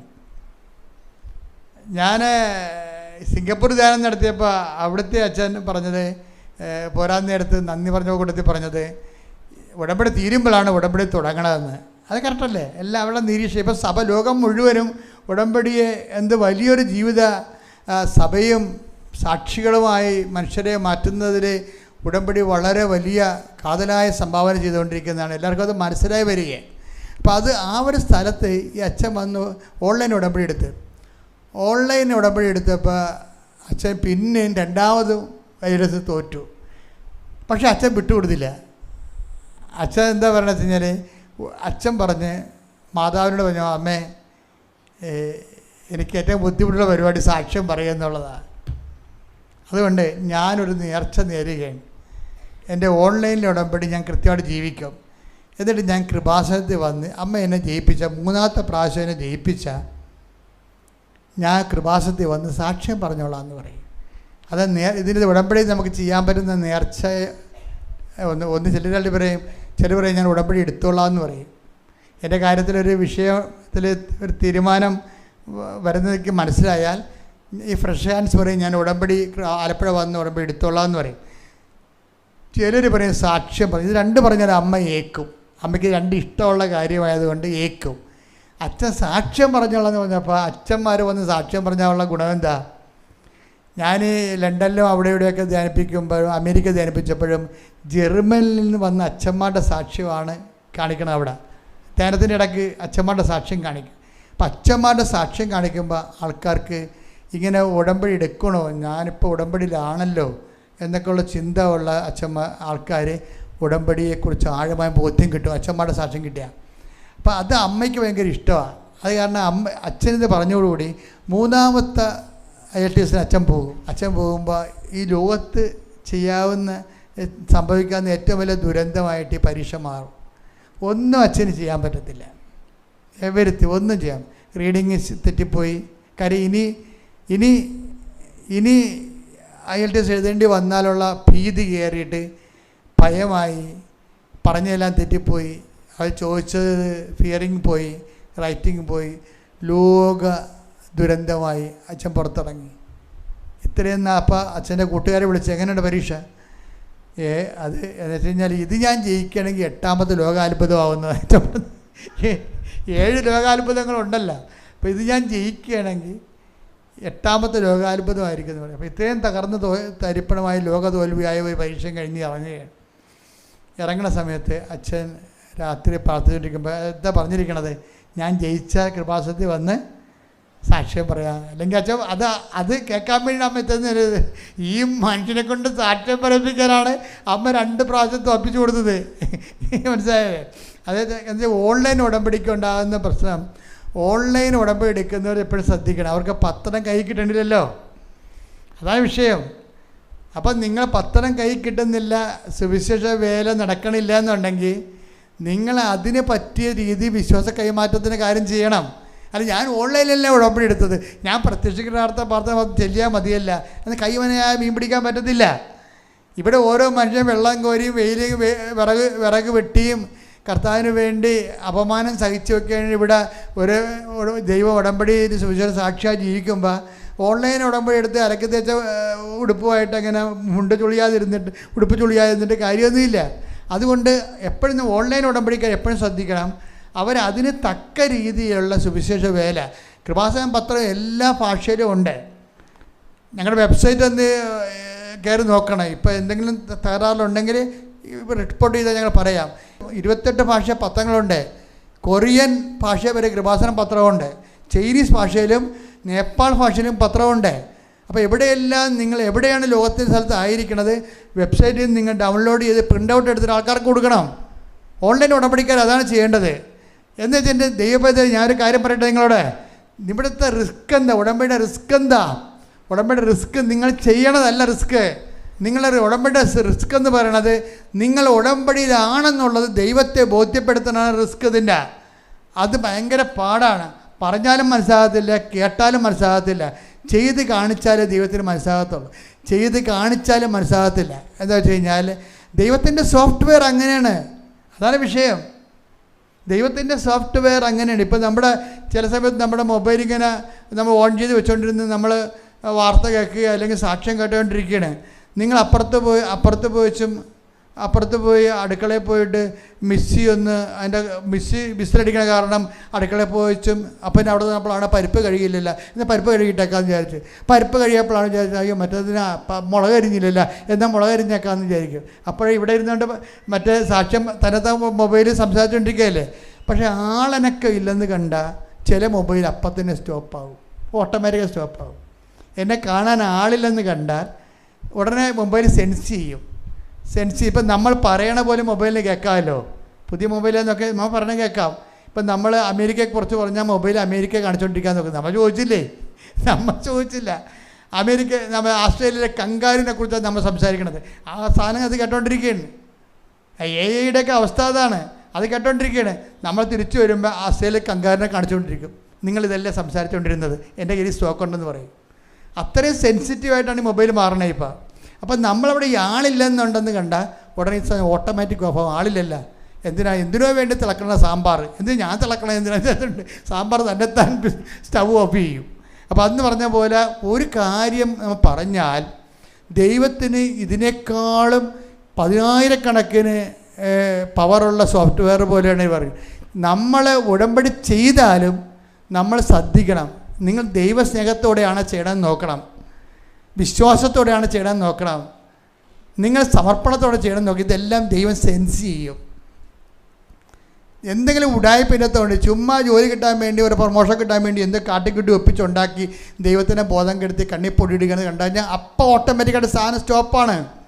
അപ്പോൾ അതുകൊണ്ട് ദൈവമായിട്ടുള്ള എല്ലാ ഇടപാടുകളും വളരെ സത്യസന്ധമായിട്ടും വളരെ ഒരു ആറ്റോമിക് വെയിറ്റിൽ പോലും ഭയങ്കര സത്യസന്ധമായ ഒരു നടപടിയാണ് അവിടുത്തെ ഭാഗം. അങ്ങനെ നിങ്ങൾ ആത്മാർത്ഥമായിട്ട് ദൈവമായിട്ട് നമ്മൾ ബുദ്ധിപൂർവം വ്യക്തിപൂർവം നമ്മൾ ദൈവത്തോട് സൂക്ഷ്മതയോടെ സത്യസന്ധതയോടെ സമർപ്പിതമായിട്ടാണ് ഇടപെടുന്നത്. Whole person is involve in it എന്ന് ദൈവത്തിന് തോന്നിയാൽ ഉടമ്പടി ഓട്ടോമാറ്റിക്കായിട്ട് ആരും പറയാതെ തന്നെ സ്പീഡപ്പ് ആകും. ഈ അച്ഛൻ എന്താ പറഞ്ഞത്? എനിക്ക് ഇത് ഏറ്റവും ദുരന്തമായ ഒരു പരീക്ഷ ഞാൻ എഴുതിയത്, പക്ഷേ ഞാൻ എങ്ങാനും ഇത് ജയിച്ചാൽ തീർച്ചയായിട്ടും കൃപാസനത്തിൽ വന്ന് ഞാൻ സാക്ഷ്യം പറയും. അപ്പം എന്നിട്ട് എല്ലാം ദുരന്തമാണ്, തോക്കുന്നത് ഉറപ്പാണ്, അച്ഛനെ അറിയാമില്ല. പക്ഷേ ആകസ്മികമെന്നല്ല, അമ്മ ഇടപെട്ടിട്ട് അച്ഛൻ ഈ പരീക്ഷയ്ക്ക് ജയിക്കും. ആ അച്ഛനാണ് വന്നിട്ട് കഴിഞ്ഞ ദിവസങ്ങളിലൂടെ സാക്ഷ്യം പറയണത്. അപ്പം എപ്പോഴും നമ്മൾ നോക്കണം. ഞാനിത് ആദ്യമേ ഉടമ്പടിയിൽ എഴുതിയിട്ട് നിയോഗ ഉടമ്പടി ചെയ്തിരുന്നെങ്കിൽ എൻ്റെ ഈ സെമിത്തേരി പ്രശ്നം അത് നടക്കും, ഇത്രയും ലാഗ് ചെയ്യത്തില്ല. അപ്പോൾ ഈ ലാഗിങ് ഒരു പ്രോബ്ലമാണ്, കാര്യം അമ്മ എന്നോടല്ലേ ഉടമ്പടി തന്നത്, വിജയകുമാറിനോട് എഗ്രിമെൻ്റ് എന്നേ പറഞ്ഞോളൂ. അത് ഞാനവിടെ ഇല്ലയെന്നുണ്ടെങ്കിൽ ആ എഗ്രിമെൻ്റ് എന്താണ്? വിജയകുമാർ വിചാരിക്കും പുള്ളി ബിസിനസ്സിൽ ഗവൺമെൻറ്റുമായിട്ട് കുറേ എഗ്രിമെൻ്റ് ഉള്ളതാണ്, അത് വല്ല എഗ്രിമെൻ്റ് ആണെന്ന് വിചാരിക്കും, ബിസിനസ് എഗ്രിമെൻ്റ് ആണെന്ന് വിചാരിക്കത്തുള്ളൂ. എന്നോട് പറഞ്ഞപ്പോൾ പരിശുദ്ധാത്മാവ് പറഞ്ഞു ഇതിൻ്റെ അകത്തൊരു ഉടമ്പടി കണ്ടൻ്റ് ഉണ്ട്, അമ്മ അതാണ് ഉദ്ദേശിക്കണമെന്ന് പറഞ്ഞു. ഞാനത് സെൻസ് ചെയ്ത് ഞാൻ ഉടമ്പടിയെക്കുറിച്ച് എഴുതാൻ തുടങ്ങിയപ്പോൾ 72 മണിക്കൂറിനുള്ളിൽ ഏതാണ്ട് 100 പേജുള്ള പുസ്തകമാണ് അമ്മ പറഞ്ഞു തന്നത്. 100 പേജുള്ള. ഇത് ജോമോളിൻ്റെ റോളുണ്ട്. ജോമോൾ അതിൻ്റെ വചനങ്ങളെല്ലാം നോക്കിയെടുത്ത് അതിൻ്റെ കാറ്റഗിസം ഓഫ് ദി ചർച്ച് നോക്കിയെടുത്ത് അതിനെ ഫില്ല് ചെയ്ത് ബാക്ക് ചെയ്തിട്ടുണ്ട് ആ പുസ്തകത്തിൽ. അപ്പോൾ ഇങ്ങനെ ഇപ്പോൾ ഈ ആൾക്കാരെല്ലാം ഇതിനോട് പരോക്ഷമായ രീതിയിൽ ഉടമ്പടിയെ പുറത്തുനിന്ന് സഹായിച്ചിട്ടുണ്ട്. അപ്പോൾ എന്താ വിഷയം എന്ന് പറയണത്, ഈ ഇത്രയും ആയിരക്കണക്കിന് മനുഷ്യർ ഈ ഉടമ്പടിയിൽ ദൈവത്തിൻ്റെ മെസ്സേജ് ഞാൻ സ്വീകരിച്ചു. മാതാവിൻ്റെ പ്രത്യക്ഷീകരണം കണ്ട് എനിക്കെന്തിനാണ് ഉടമ്പടി? അമ്മ ആരും പറയാതെ വന്ന് സന്ദർശിച്ച ആളല്ലേ ഞാൻ, 1 അല്ല 2 പ്രാവശ്യം. അപ്പോൾ ഞാനിപ്പോൾ അതുകൊണ്ട് ഞാൻ പറഞ്ഞു അമ്മ എന്നെ കണ്ടതല്ലേ. അപ്പോൾ എന്നെ അമ്മ കണ്ട് വിലയിരുത്തിയിട്ടല്ലെങ്കിൽ ആരും പറയാതെ വന്ന് ഇത്രയും കോംപ്ലിക്കേറ്റഡ് മെസ്സേജ് പറയുക. സമയം കഴിക്കാതെ നെഞ്ചിൽ ചാർത്തി 10:8 സൂചി കാണിച്ചു. ദുരന്തമുണ്ടാകാൻ പ്രാർത്ഥിക്കണമെന്ന് പറഞ്ഞത് ഇന്ന് വരെ അമ്മ പ്രത്യക്ഷപ്പെട്ട 120 സന്ദേശങ്ങൾ പ്രത്യക്ഷീകരണേക്കാൾ ടോപ്പാണ്. ഇതുപോലെ ഒരു പ്രത്യക്ഷീകരണം ഒരിക്കലും സംഭവിച്ചിട്ടില്ല. ഇതൊക്കെ സഭ പഠിക്കണൊരു കാലമുണ്ട്. അതുകൊണ്ടാണ് സഭ പഠിക്കാൻ വേണ്ടിയാണ് നിങ്ങൾക്ക് ദൈവം അമ്മ ആഗ്രഹിക്കുന്ന ഒരു കൃപാവര പദ്ധതി കൃപാസനത്തിലും ഞങ്ങളുടെ കുടുംബത്തിലും പ്രത്യക്ഷീകരണത്തിൻ്റെ പ്രതിഫലനമായി നിറവേറാൻ ഇടയാകട്ടെ എന്ന് 10,000 മധ്യസ്ഥ പ്രാർത്ഥന നടത്തി. അപ്പോഴാണ് അമ്മ ഈ ഉടമ്പടി തരണത്. അപ്പോൾ ഉടമ്പടി തരുമ്പോൾ ആ ഉടമ്പടി അനുസരിച്ച് ജീവിക്കുമ്പോൾ എന്തുമാത്രം ലക്ഷക്കണക്കിന് മനുഷ്യരല്ല കുടുംബം രക്ഷപ്പെട്ടിരിക്കണത്. അപ്പോൾ അതുകൊണ്ട് ഞാൻ വിചാരിച്ച് ഞാൻ ഇത്രയും ഇത് മുഴുവനും ഉടമ്പടിയുടെ ദൈവം ഉപയോഗിച്ച ഒരു അപ്പനായിക്കൊണ്ട് മാതാവിൻ്റെ പ്രത്യക്ഷീകരണത്തിന് പ്രഥമ സാക്ഷിയായിക്കൊണ്ട് ഞാൻ പ്രഥമ സാക്ഷി എന്ന് പറയാൻ കാര്യം ഇന്ന് എന്തുമാത്രം ആൾക്കാരുടെ മാതാവിനെ കാണുന്നത്, ഉടമ്പടി എടുത്തവർ എന്തുമാത്രമാണ് സഞ്ചാരി മാതാവിനെ കാണുന്നത്, എന്തുമാത്രം ആൾക്കാർക്കാണ് മാതാവിൻ്റെ ദർശനം ഉണ്ടാകണത്. അപ്പോൾ പ്രഥമ സാക്ഷി എന്ന് ഞാൻ പറയും. ഈ പ്രഥമ സാക്ഷി എന്തിനാണ് അമ്മയോട് പറഞ്ഞാൽ പോരെ എന്ന് വെച്ചാൽ നമ്മൾ ഇപ്പോൾ ചെയ്യണത് നീ എന്ത് കൃപയിലാണോ ആയിരിക്കണത് അത് കൃപയുടെ അവസാന വാക്കല്ല എന്നാണ് ദൈവത്തിൻ്റെ ഒരു നയം. നിനക്കിതിനേക്കാൾ കൂടുതൽ ചെയ്യാൻ പറ്റുമെന്നുണ്ടെങ്കിൽ സ്വർഗത്തിൽ എപ്പോഴും നമ്മൾ ചെയ്യണത് വലിയ പ്രതിഫലങ്ങളാണ്. ഈ വലിയ പ്രതിഫലങ്ങളെക്കുറിച്ച് അടുത്ത ദിവസം നമ്മൾ കാണാം. പക്ഷേ ഉടമ്പടിയുടെ ഏറ്റവും വലിയ സംഭവം ടൈം ഷോർട്ടനിങ് ഉണ്ട്, കമ്മ്യൂണിക്കേഷനുണ്ട്, പ്രസൻസ് ദൈവത്തിൻ്റെ സാന്നിധ്യമുണ്ട്, ദൈവത്തിൻ്റെ സംവേദനമുണ്ട്, ദൈവത്തിൻ്റെ സുഗന്ധമുണ്ട്. ഇങ്ങനെ കുറേ കാര്യം നോട്ട് ബൈ മെറിറ്റ്, നമ്മുടെ മെറിറ്റിലല്ല ദൈവത്തിൻ്റെ കൃപയിൽ വർക്ക് ചെയ്യും. ഇങ്ങനെ കുറേ കാര്യങ്ങൾ ഒരുമിച്ച് നടക്കേണ്ട ഒരു സാഹചര്യം വന്നാൽ ഉടമ്പടിയല്ലാതെ വേറെ മാർഗമില്ല.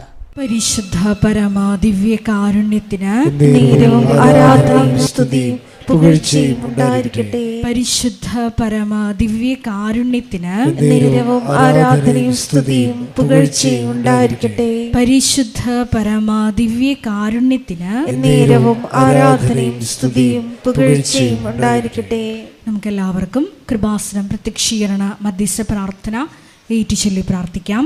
അമ്മേ പരിശുദ്ധ അമ്മേ, ദൈവമാതാവേ, കൃപാസനത്തിലൂടെ ഞങ്ങൾക്കും ഞങ്ങളുടെ ദേശത്തിനും അമ്മ മധ്യസ്ഥം തേടി തന്ന എല്ലാ അനുഗ്രഹങ്ങൾക്കും കൃപകൾക്കും ഞങ്ങളിപ്പോൾ ഹൃദയം നിറഞ്ഞ നന്ദി പറയുന്നു. സ്തുതിച്ചു പ്രാർത്ഥിക്കാം. Hallelujah, hallelujah. നാളിതുവരെ ഞങ്ങൾക്ക് ലഭിച്ച എല്ലാ കൃപകൾക്കും അനുഗ്രഹങ്ങൾക്കും നന്ദി പറയുന്നു. Hallelujah, hallelujah. മഹത്വം, മഹത്വം, ആരാധന, ആരാധന. ദൈവപിതാവേ നന്ദി, പിതാവേ മഹത്വം, ദൈവപിതാവേ ആരാധന.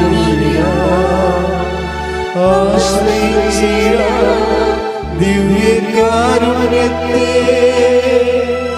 ആരാധിച്ചിടാം,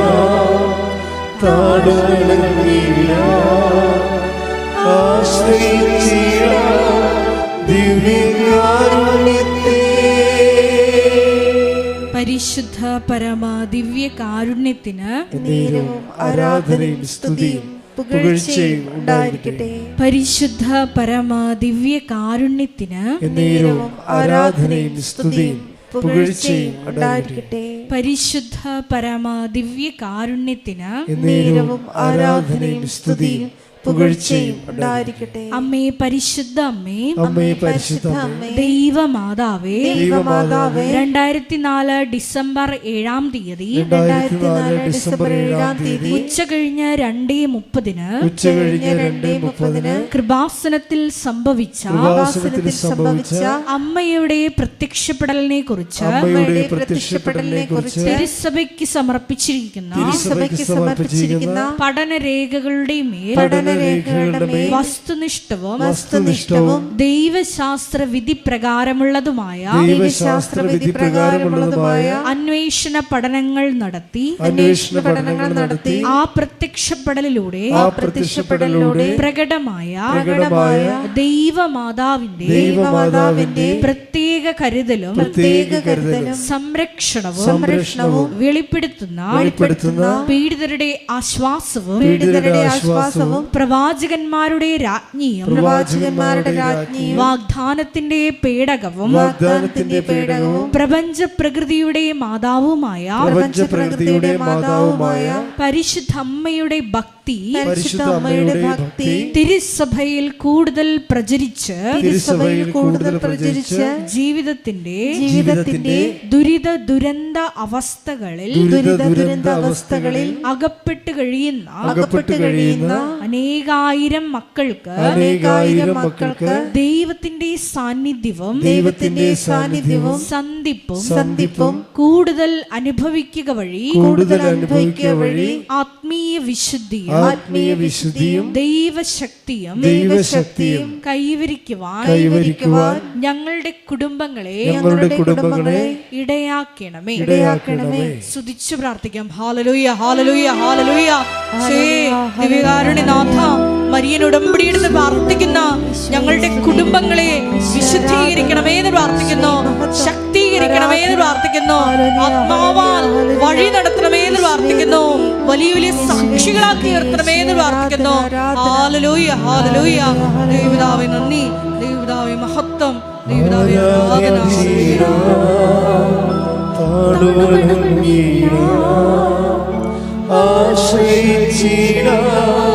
ദിവ്യകാരുണ്യത്തെ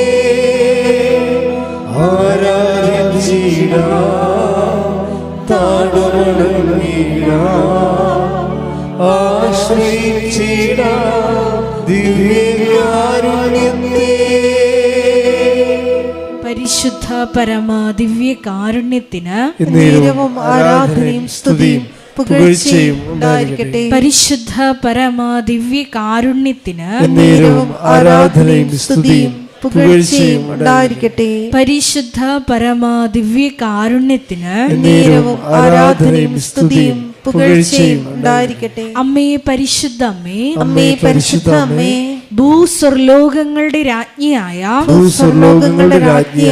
അങ്ങേയ്ക്ക് ഭൗമ സംരക്ഷണത്തിനായി പ്രപഞ്ച പ്രകൃതിയെ തന്നെ തിരുസഭ പ്രതിഷ്ഠിക്കുവാൻ ഈ പ്രത്യക്ഷീകരണം വഴി ഇടയാക്കണമേ. പരിശുദ്ധ അമ്മേ, ജപമാല മാതാവേ, സകല കൃപാസനം പ്രാർത്ഥനകളോടും ചേർത്ത് ഞങ്ങൾ ഇപ്പോൾ പ്രാർത്ഥിക്കുന്ന ഈ സമൂഹത്തിന്റെ പ്രത്യേക നിയോഗങ്ങളും മൗനമായിട്ട് നമ്മുടെ വ്യക്തിപരമായ പ്രാർത്ഥനാ വിഷയങ്ങളും സമാനമായിട്ടുള്ള ജീവിത ദുരിതങ്ങളിലൂടെ കടന്നു പോകുന്ന മക്കളെയും കൃപാസനത്തിൽ ജീവനോടെ പ്രത്യക്ഷയായ ദൈവമാതാവിൻ്റെ മധ്യസ്ഥയിൽ ദിവ്യകാരുണ്യ സന്നിധിയിൽ സമർപ്പിച്ച് നമുക്കൊരു നിമിഷം പ്രാർത്ഥിക്കാം.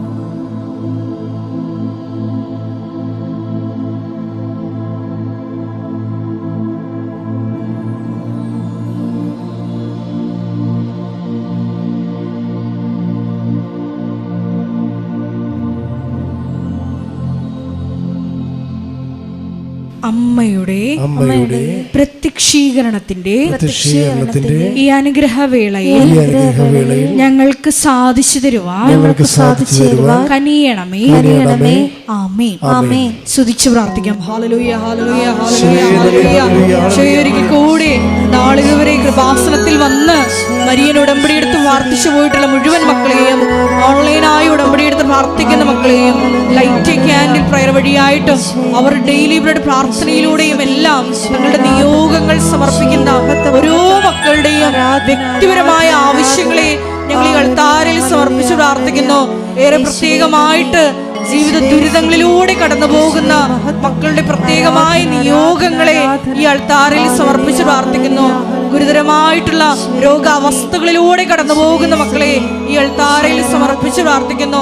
കടഭാരത്താൽ വലയുന്നവരെയും, ജോലി ഇല്ലാതെ വിഷമിക്കുന്നവരെയും, വിവാഹബന്ധം പിരിഞ്ഞു നിൽക്കുന്നവരെയും, മക്കളില്ലാതെ വിഷമിക്കുന്ന ദമ്പതികളെയും കുഞ്ഞു മക്കളെയും പ്രത്യേകമായിട്ട് സമർപ്പിച്ച് പ്രാർത്ഥിക്കുന്നു. ഈശോയുടെ ശക്തി എല്ലാ മേഖലകളിലും ഈ ആരാധനയുടെ യോഗ്യതയാൽ പ്രകടമാക്കണമേ എന്ന് പ്രാർത്ഥിക്കുന്നു.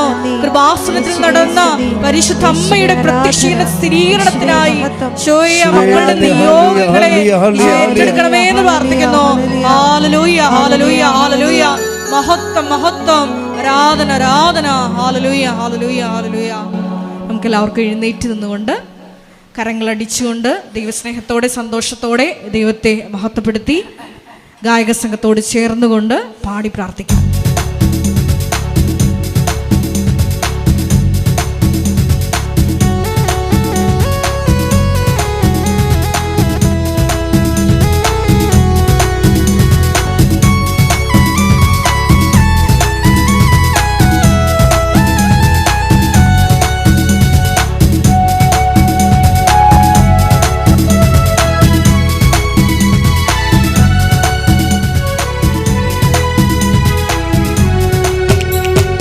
ഇത്രത്തോളം ജയം തന്ന ദൈവത്തിനു സ്തോത്രം, ഇതുവരെ കരുതി രക്ഷകനു സ്തോത്രം. ദൈവത്തിനു സ്തോത്രം, ഇതുവരെ കരുതി രക്ഷകനു സ്തോത്രം. ഇനിയും കൃപ തോന്നി കരുതിടണേ, ഇനിയും നടത്തണേ തിരുഹിതം. ഇനിയും കൃപ തോന്നി കരുതിടണേ, ഇനിയും നടത്തണേ തിരുഹിതം. ഇത്രത്തോളം ജയം തന്ന ദൈവത്തിനു സ്തോത്രം, ഇതുവരെ കരുതി രക്ഷകനു സ്തോത്രം. ഇനിയും കൃപ തോന്നി കരുതിടണേ, ഇനിയും നടത്തണേ തിരുഹിതം. ഇനിയും കൃപ തോന്നി കരുതിടണേ, ഇനിയും നടത്തണേ തിരുഹിതം. സ്തുതിച്ച് പ്രാർത്ഥിക്കാം. ഹല്ലേലൂയ, ഹല്ലേലൂയ,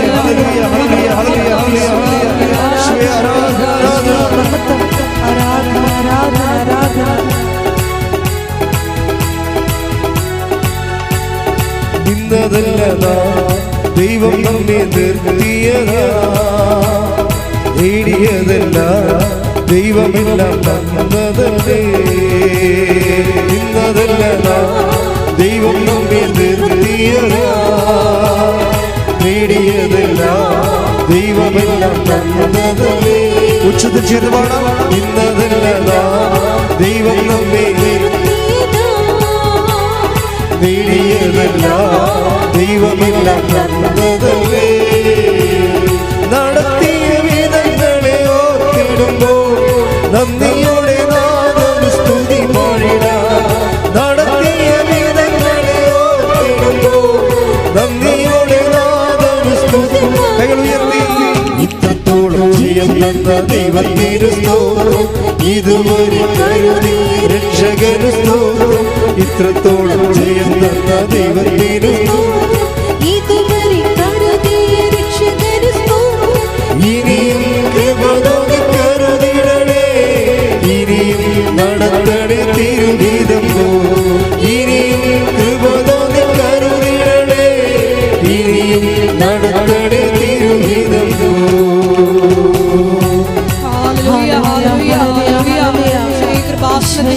എല്ലാ നിർമ്മാണ പ്രവർത്തനങ്ങളെയും പ്രത്യേകമായിട്ട് സമർപ്പിച്ചു പ്രാർത്ഥിക്കുന്നു. സമയബന്ധിതമായി എല്ലാം പൂർത്തീകരിക്കുവാനുള്ള വലിയ കൃപയ്ക്ക് വേണ്ടി പ്രാർത്ഥിക്കുന്നു. കൃപാസനത്തിന്റെ സാമൂഹിക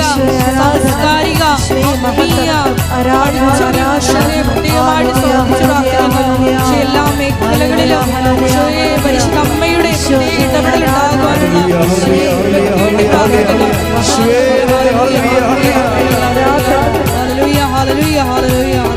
Hallelujah, hallelujah, hallelujah, hallelujah, hallelujah. Shwe Aradhana, Shwe Mahata, Mahata, Mahata, Mahata. Hallelujah, hallelujah, hallelujah. Hallelujah, hallelujah. Shwe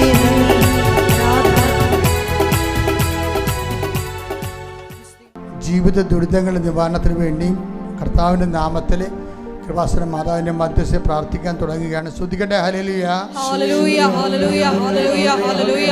മഹത്വം, മഹത്വം, ആരാധന, ആരാധന. Hallelujah, hallelujah. ദൈവപിതാവേ നന്ദി, ദൈവപിതാവേ മഹത്വം, ദൈവപിതാവേ ആരാധന. Hallelujah, hallelujah. യേശുവേ നന്ദി, യേശുവേ ആരാധന. ഹല്ലേലൂയ. കർത്താവ് യേശു മിശിഹായേ, നിന്റെ ഉന്നതമായ നാമത്തിന് സ്വസ്ത്രം ചെയ്യുന്നു. കർത്താവേ, നിന്റെ വിശുദ്ധ പൗരോഹിത്യത്തെ മഹത്വപ്പെടുത്തണമേ. കർത്താവേ, സഭയിലുള്ള സാന്നിധ്യം പ്രകടമാക്കണമേ. 40 വർഷം ഞാൻ അർപ്പിച്ച കൃപാനയുടെ യോഗ്യതയാൽ കൃപാസ്ഥാനത്താരെ ജീവനോടെ പ്രത്യക്ഷപ്പെട്ട പരിശുദ്ധ അമ്മയുടെ മാധ്യസ്ഥത്താൽ അങ്ങയുടെ അവകാശം ഓഹരിയാകുന്ന തിരുസഭയുടെ മുമ്പിലെ കർത്താവെ ഞാൻ കൈയുയർത്തി പ്രാർത്ഥിക്കുന്നു.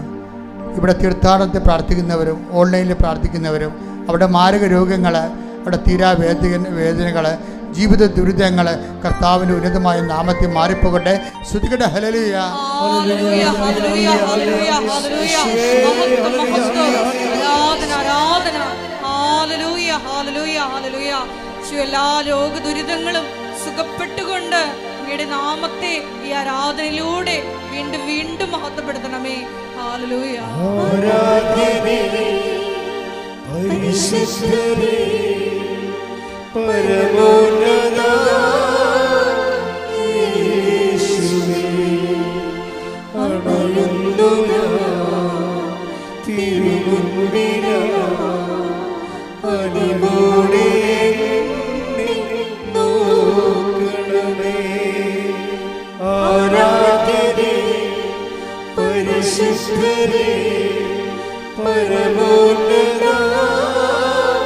യേശുവേ, അണയുന്നു തിരുമുൻപിലാ, അലിവോടെ നോക്കണമേ.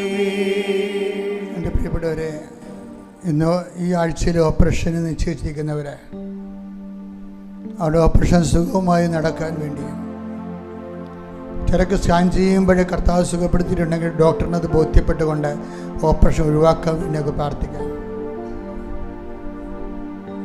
ഈ ആഴ്ചയിൽ നടക്കുന്ന ഉടമ്പടി എടുത്തവരുടെയും അല്ലാത്തവരുടെയും പ്രാർത്ഥിക്കുന്നവരുടെ എല്ലാവരുടെയും എല്ലാ ഗർഭിണികളുടെയും സുഖപ്രസവങ്ങൾ, ഈ ആഴ്ചയിൽ വീടിന് കല്ലിടുന്നവർ, ഈ ആഴ്ചയിൽ പ്രവേശന പരീക്ഷ എഴുതുന്നവർ, ഈ ആഴ്ചയിൽ ഉന്നത വിദ്യാഭ്യാസത്തിന് വേണ്ടി അഡ്മിഷന് വേണ്ടി ശ്രമിക്കുന്നവർ, ഈ ആഴ്ചയിൽ നൈപുണ്യ പരീക്ഷകൾ, യോഗ്യതാ പരീക്ഷകൾ എഴുതുന്നവർ, അവിടെ കഴിവിനേക്കാൾ ഒരു ദൈവത്തിൻ്റെ കൃപ കൊണ്ട് അവിടെ ജീവിതം പച്ചപിടിച്ച് വരുവാൻ പരിശുദ്ധ ദേവമാതാവിന് മക്കളെ സമർപ്പിക്കുന്നു. ഉപജീവന മാർഗങ്ങളെ ആശീർവദിക്കാൻ വേണ്ടി പ്രാർത്ഥിക്കാം. തൊഴുത്തുകൾ, കടകൾ, ചെറുകിട വ്യാപാരങ്ങൾ കൊണ്ട് ജീവിക്കുന്നവർ, വൻകിട വ്യാപാരങ്ങൾ കൊണ്ട് വലിയ കടങ്ങളിൽ വിഷമിക്കുന്നവർ, വസ്തു ജപ്തി ചെയ്യലിനെ നേരിടുന്നവർ, വസ്തു വിൽക്കാൻ വേണ്ടി പ്രാർത്ഥിക്കുന്നവർ, ഭൂമി തരം മാറ്റാൻ വേണ്ടി പ്രാർത്ഥിക്കുന്നവർ, വഴി കിട്ടാൻ വേണ്ടി പ്രാർത്ഥിക്കുന്നവർ, വിദേശത്ത് പോകുന്നതിന് വേണ്ടി വിസയ്ക്ക് വേണ്ടി പ്രാർത്ഥിക്കുന്നവർ, തിരിച്ചു വരാനുള്ള തടസ്സങ്ങൾ മാറാൻ, സാമ്പത്തിക ബാധ്യത കൊണ്ട് സമാധാനം പോയവർ, പരവർത്തകന്മാർ തമ്മിലുള്ള അകൽച്ച, കേസുകൾ, വഴക്കുകൾ, മാനസിക അകൽച്ചങ്ങൾ, കുടുംബത്തിൽ സമാധാനമില്ലാത്ത അവസ്ഥ, എങ്ങനെ അത് പരിഹരിക്കും, ആര് പരിഹരിക്കും എന്നറിയാൻ പറ്റും. ജീവിതം ഭാരപ്പെട്ട് ഉറക്കമില്ലാതെ പ്രഷർ കയറി ഭക്ഷിക്കാനും പാനം ചെയ്യാനും താല്പര്യമില്ലാതെ തളർന്നു കുത്തി നടക്കുന്നവർ, ഒടിഞ്ഞു മടങ്ങി മനസ്സിനെ ഇടിച്ചു നുറുക്കിയതുപോലുള്ള വേദന അനുഭവിക്കുന്നവർ, മാതാവേ, അമ്മേ, പരിശുദ്ധമ്മേ, ദേവമാതാവേ, ഇങ്ങനെ എല്ലാ തരത്തിലുള്ള വേദങ്ങൾ, എല്ലാ തരത്തിലും വേദന അനുഭവിക്കുന്നതിനെ ആശ്വസിപ്പിക്കാൻ പറഞ്ഞ ദൈവത്തിൻ്റെ വാഗ്ദാന പ്രകാരം കർത്താവിന് തിരുമുറപാടുന്ന വലതുകരം, ആണിപ്രധാന അനുഗ്രഹകരം കർത്താവെ, അടിപ്പിണർ പോലെ വൈദ്യാഘാതം പോലെ ഓരോ മകൻ്റെ മേലും ഓരോ മകളുടെ മേലും അവരുടെ ജീവിത നിവാരങ്ങളുടെ മേലും ജീവിത വ്യാപാരങ്ങളുടെ മേലും യാത്രകളുടെ മേലും കർത്താവിൻ്റെ പ്രത്യക്ഷീകരണം ഉണ്ടാകട്ടെ, മാതാവിൻ്റെ പ്രത്യക്ഷീകരണം ഉണ്ടാകട്ടെ. കർത്താവിന് ഉന്നതമായ നാമത്തിൽ സഭയുടെ അധികാരത്തിൽ കുരിശിൻ്റെ അടയാളത്തിൽ മാർഗ തടസ്സങ്ങളും ജീവിത രോഗങ്ങളും യേശുവിന്റെ നാമത്തിൽ മാറിപ്പോകട്ടെ.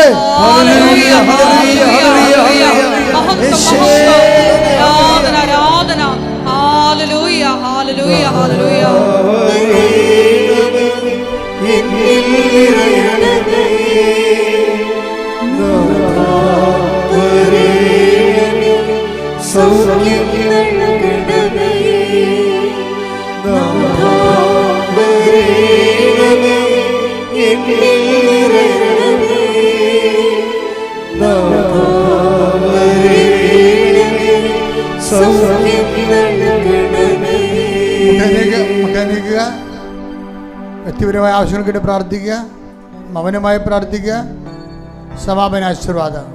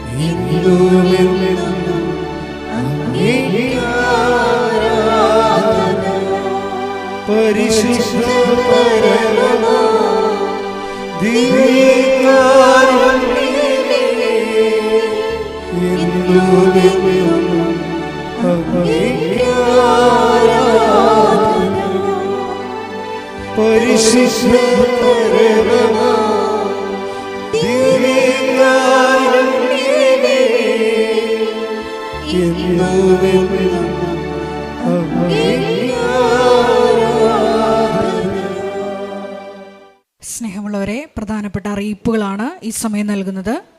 കൃപാസനത്തിൽ എല്ലാ ദിവസവും മരിയൻ ഉടമ്പടി എടുക്കാനും പുതുക്കാനുമുള്ള അവസരം ഉണ്ടായിരിക്കുന്നതാണ്. അതുപോലെ തന്നെ എല്ലാ ദിവസവും രാവിലെ 10:30 ഇംഗ്ലീഷ് മരിയൻ ഉടമ്പടി ക്ലാസ്സും ഉച്ചകഴിഞ്ഞ് 1:30 ഹിന്ദി മരിയൻ ഉടമ്പടി ക്ലാസ്സും രണ്ടാം ചൊവ്വാഴ്ചകളിൽ തമിഴ് മരിയൻ ഉടമ്പടി ക്ലാസ്സും രാവിലെ 10 മണിക്ക് ഉണ്ടായിരിക്കുന്നതാണ്.